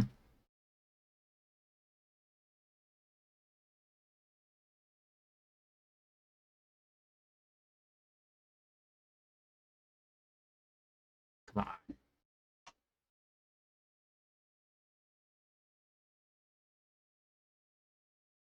Internet.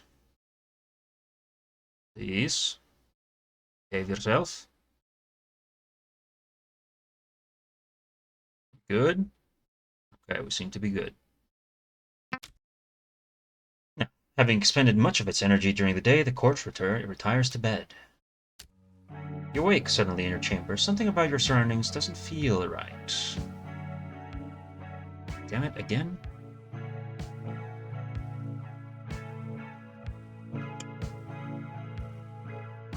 Watching you.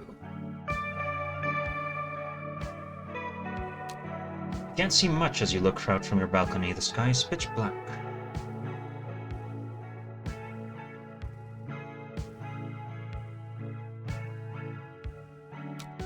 Something is clearly wrong with the courtyard. You've never seen it so disordered.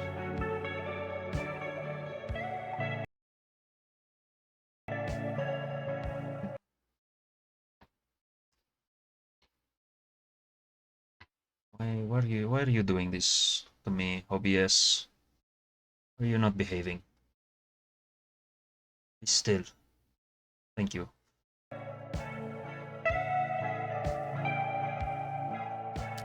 The ground shakes and your stomach churns. Ooh. Taking a deep breath, you keep your sights on the door. Right.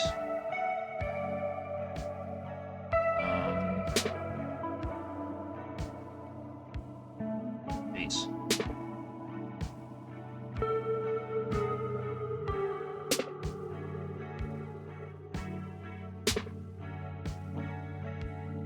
Seem to be good.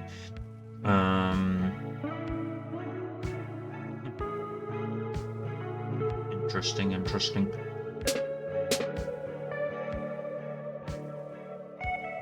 I can just move myself. Taking a deep breath, you reach the door. After moving through many unfamiliar halls, you suddenly find yourself in front of the court's great gates.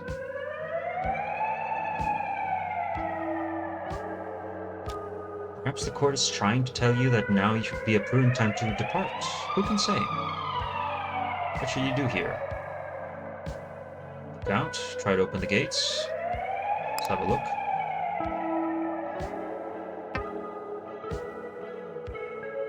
That's what we had. Try to open the gates. You make an attempt to open the great gates of the court. They budge. You know that there are 4 locks in the gates, leading you to assume there are 4 keys of some sort will be necessary to open them. Oh wait, you left some of your keys in your chambers, didn't you? Maybe you should try them in the gates. Turn to the courtyard. Make your way towards your office. East wing. Foyer of statues. They look familiar, don't they? Goat statue. The break room, an essential part of any building. Take a break. Up close, you're surprised to discover that the water cooler towers over you. As if that weren't enough, it also hums with the sound of hushed whispers. The longer you stand near it, the more the whispers begin to cohere into something legible. You know what I heard? I heard that those goat brothers are unemployed by a terrible troll. I heard that he threatens them with poverty, with homelessness, with the intervention of inequitable violence. Each powerless to stand against him, they continue to do his terrible bidding. But you know what else I heard? I heard that the troll keeps the brothers separated because he can't stop them when they work together. If only they could be reunited somehow, perhaps the troll could be stopped. But that's just what I've heard. And that's about as much as you can stomach. You carefully retreat from the water cooler. After briefly hydrating, that is, you got 2 water. The break room, essential part of any building.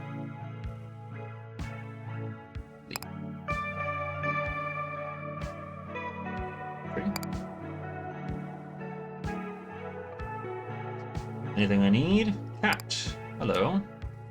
As you approach, the cat immediately begins making demands of you. Great Queen, how fortuitous! My campaign to subdue this province in your name has reached a stalemate.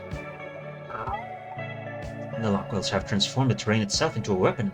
Look, this sheer cliff vexes my powerful and weighty frame. Okay, so it kind of seems like he's probably trying to climb up on one of the highest shelves here, is running into trouble. Yes, and so I seek your aid, but alas, your royal height is also insufficient for this purpose. Surely such an obstacle cannot surpass the resources at your disposal. Yeah, you suppose you could pile up some of the junk in here to help him out. It's not like the court is going to use any of it right now. Add something to the pile. Huh. That's food. That's something. Some more food. That's enough for me. Off we go. Dining hall. Nothing new. Argument. You hear echoes of an argument as you approach the dining hall. Now you can see and hear the participants clearly. After listening for a bit, you surmise that the argument concerns the thermostat in its current setting. It cannot be satisfying. I just don't believe you actually enjoy that.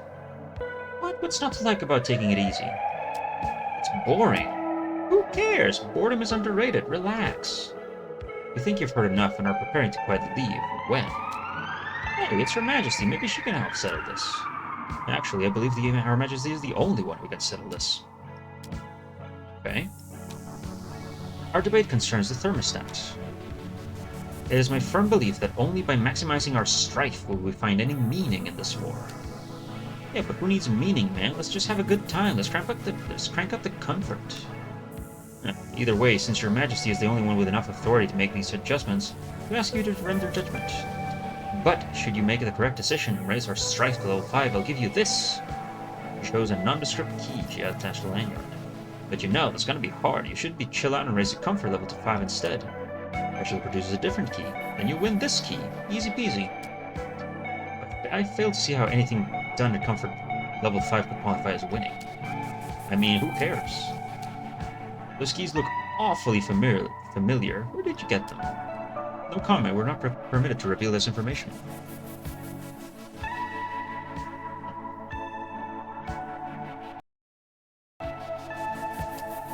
Puck gave them to us. Did you not hear what I just said?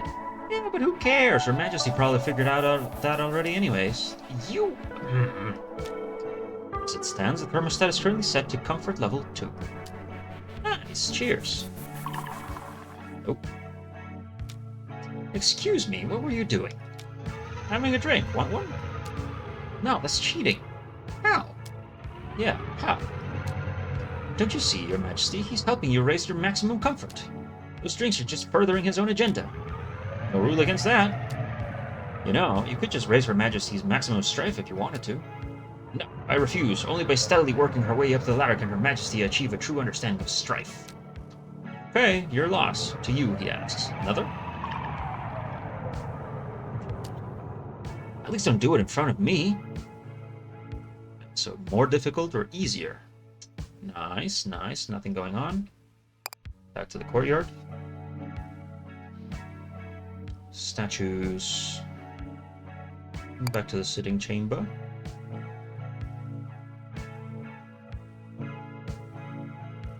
West Wing. Anything? Ah, something new. Scoreboard. The library. You thought you were on the way to the library. Have you been here before? Labyrinth entrance. Have you been here before? So we'll keep going. Which direction should you go? Ladder? Where you came from? The stairs? The door? Ladder. You end up getting lost. No tape to the door, which now appears to be locked. Because they wasted Her Majesty's time, these labyrinthine hallways are being reprimanded. They're currently in a timeout and will not be available again until tomorrow. Yeah. Fine, I guess we'll explore somewhere else. To the chapel. Hello? Eventually, you find yourself at the court's chapel, where a television displaying a test pattern stands at the pulpit. There's a solitary figure standing in front of the TV. You can't see him clearly from the distance, but you know it immediately to be a man named Puck. Reality bends beneath your feet as you approach Puck. The room threatens to redefine its boundaries. You're earlier than expected, my queen, and yet somehow still too late. There's something under his breath, and then gives you his full attention. Well then, you had questions for me, did you not? Looks like we have precisely enough time for one earnest answer to your queries. You express some incredulity at this statement. He's prepared to answer your questions now. He flinches in response. My queen, you simply must wield your skepticism much with greater subtlety. That statement was clearly formed as a question. A question which I'm afraid I must now answer earnestly. So yes, in this time and this place I am both willing and able to give you satisfying responses without resorting to deflection or trickery. With the only restriction being that, as I said, we only have time for only one such response. sponge which I have just provided in answer to your question of whether I am now prepared to provide such responses. He sighs. Which means our time is now up. I pray I will never see you here again. Then it falls apart.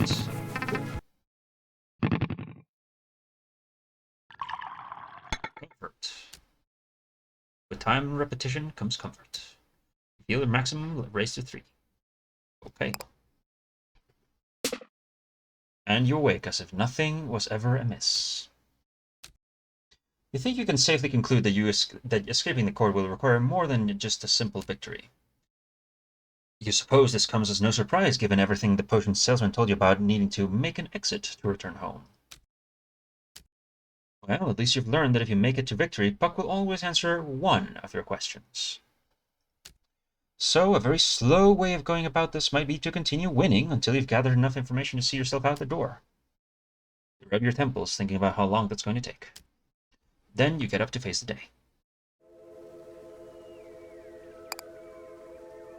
Okay. You. Another painting. A relatively old personal computer. You date this model sometime in the 1980s. You remember using machines like this in your elementary school's computer lab, placed perennially 10 years behind the cutting edge. The 2 courtiers observing the painting suddenly gasp and motion for you to keep quiet. Your Majesty, please, you may think highly of us, but there is no way we are worthy of knowing your age. No hints, please spare us. Vaguely aware of having committed some sort of faux pas, you proceed to hold your tongue. Office. Huh. Potion of liking baseball is ready. Let's drink it. Sure. And of course, if you think you can fly, start from the ground. Did I miss anything? Robin is expressionless as he measures out 3 individual glasses. I was under the impression that this potion did not induce hallucinations. Surface, perhaps, but dear Robin, any fundamental change to your personality is a trip, even something as innocuous as liking baseball. You wait in your sitting chamber as Robin finishes measuring out 3 glasses from the potion of liking baseball. Your magical scholars skip study hall and hop turnstile have volunteered to accompany you on your first foray into the world of love potions. Or research, so they say.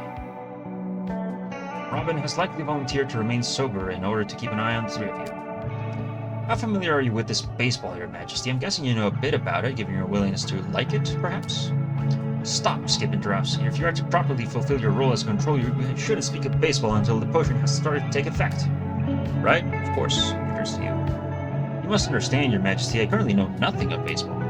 I am fascinated to discover what it means to like something I have no knowledge of. The measuring done, Robin hands you a small glass of purple fluid. Tentatively, you down the glass. The taste is faintly sweet and rich, with a powerful aftertaste of honey. Your companions down theirs as well. They say in unison, "Oops."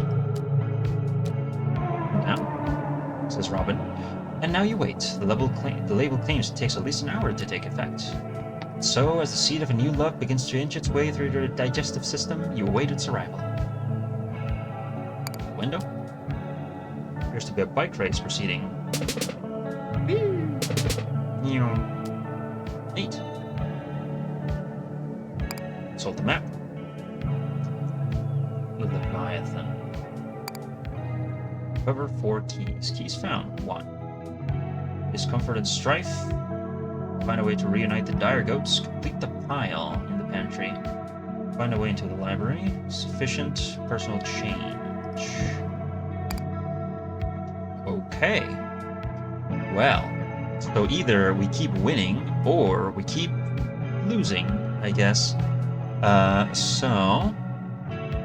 That's going to be it for me for now. It's very fun. It turns out it is itself a roguelike as well. I might have to add it to my possible marathon that I intend to do at some point when I get to 100 followers. But that is going to be it for me for now.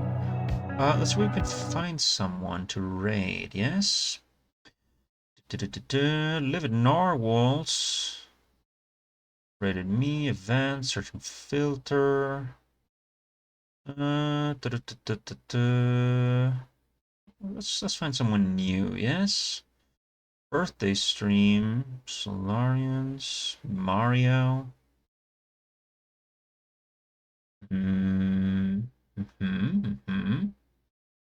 search for titanium category. Titanium.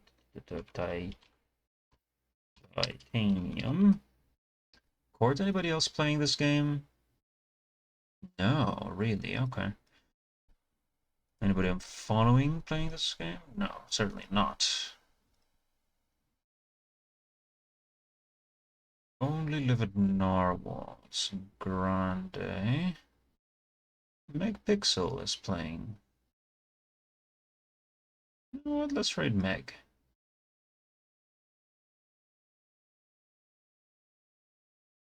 No, no, no. Let's find someone new. We can do this. Events. Birthday, charity, subathon. Salting. Sunny, any other VTuber? Anybody up and about? Subathon, subathon. GDQ, games done quick. Yeah, maybe. Who's playing Minecraft? Let's find out.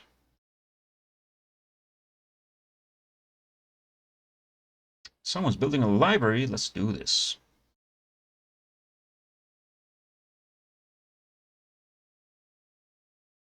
Okay. We'll be raiding in a little bit.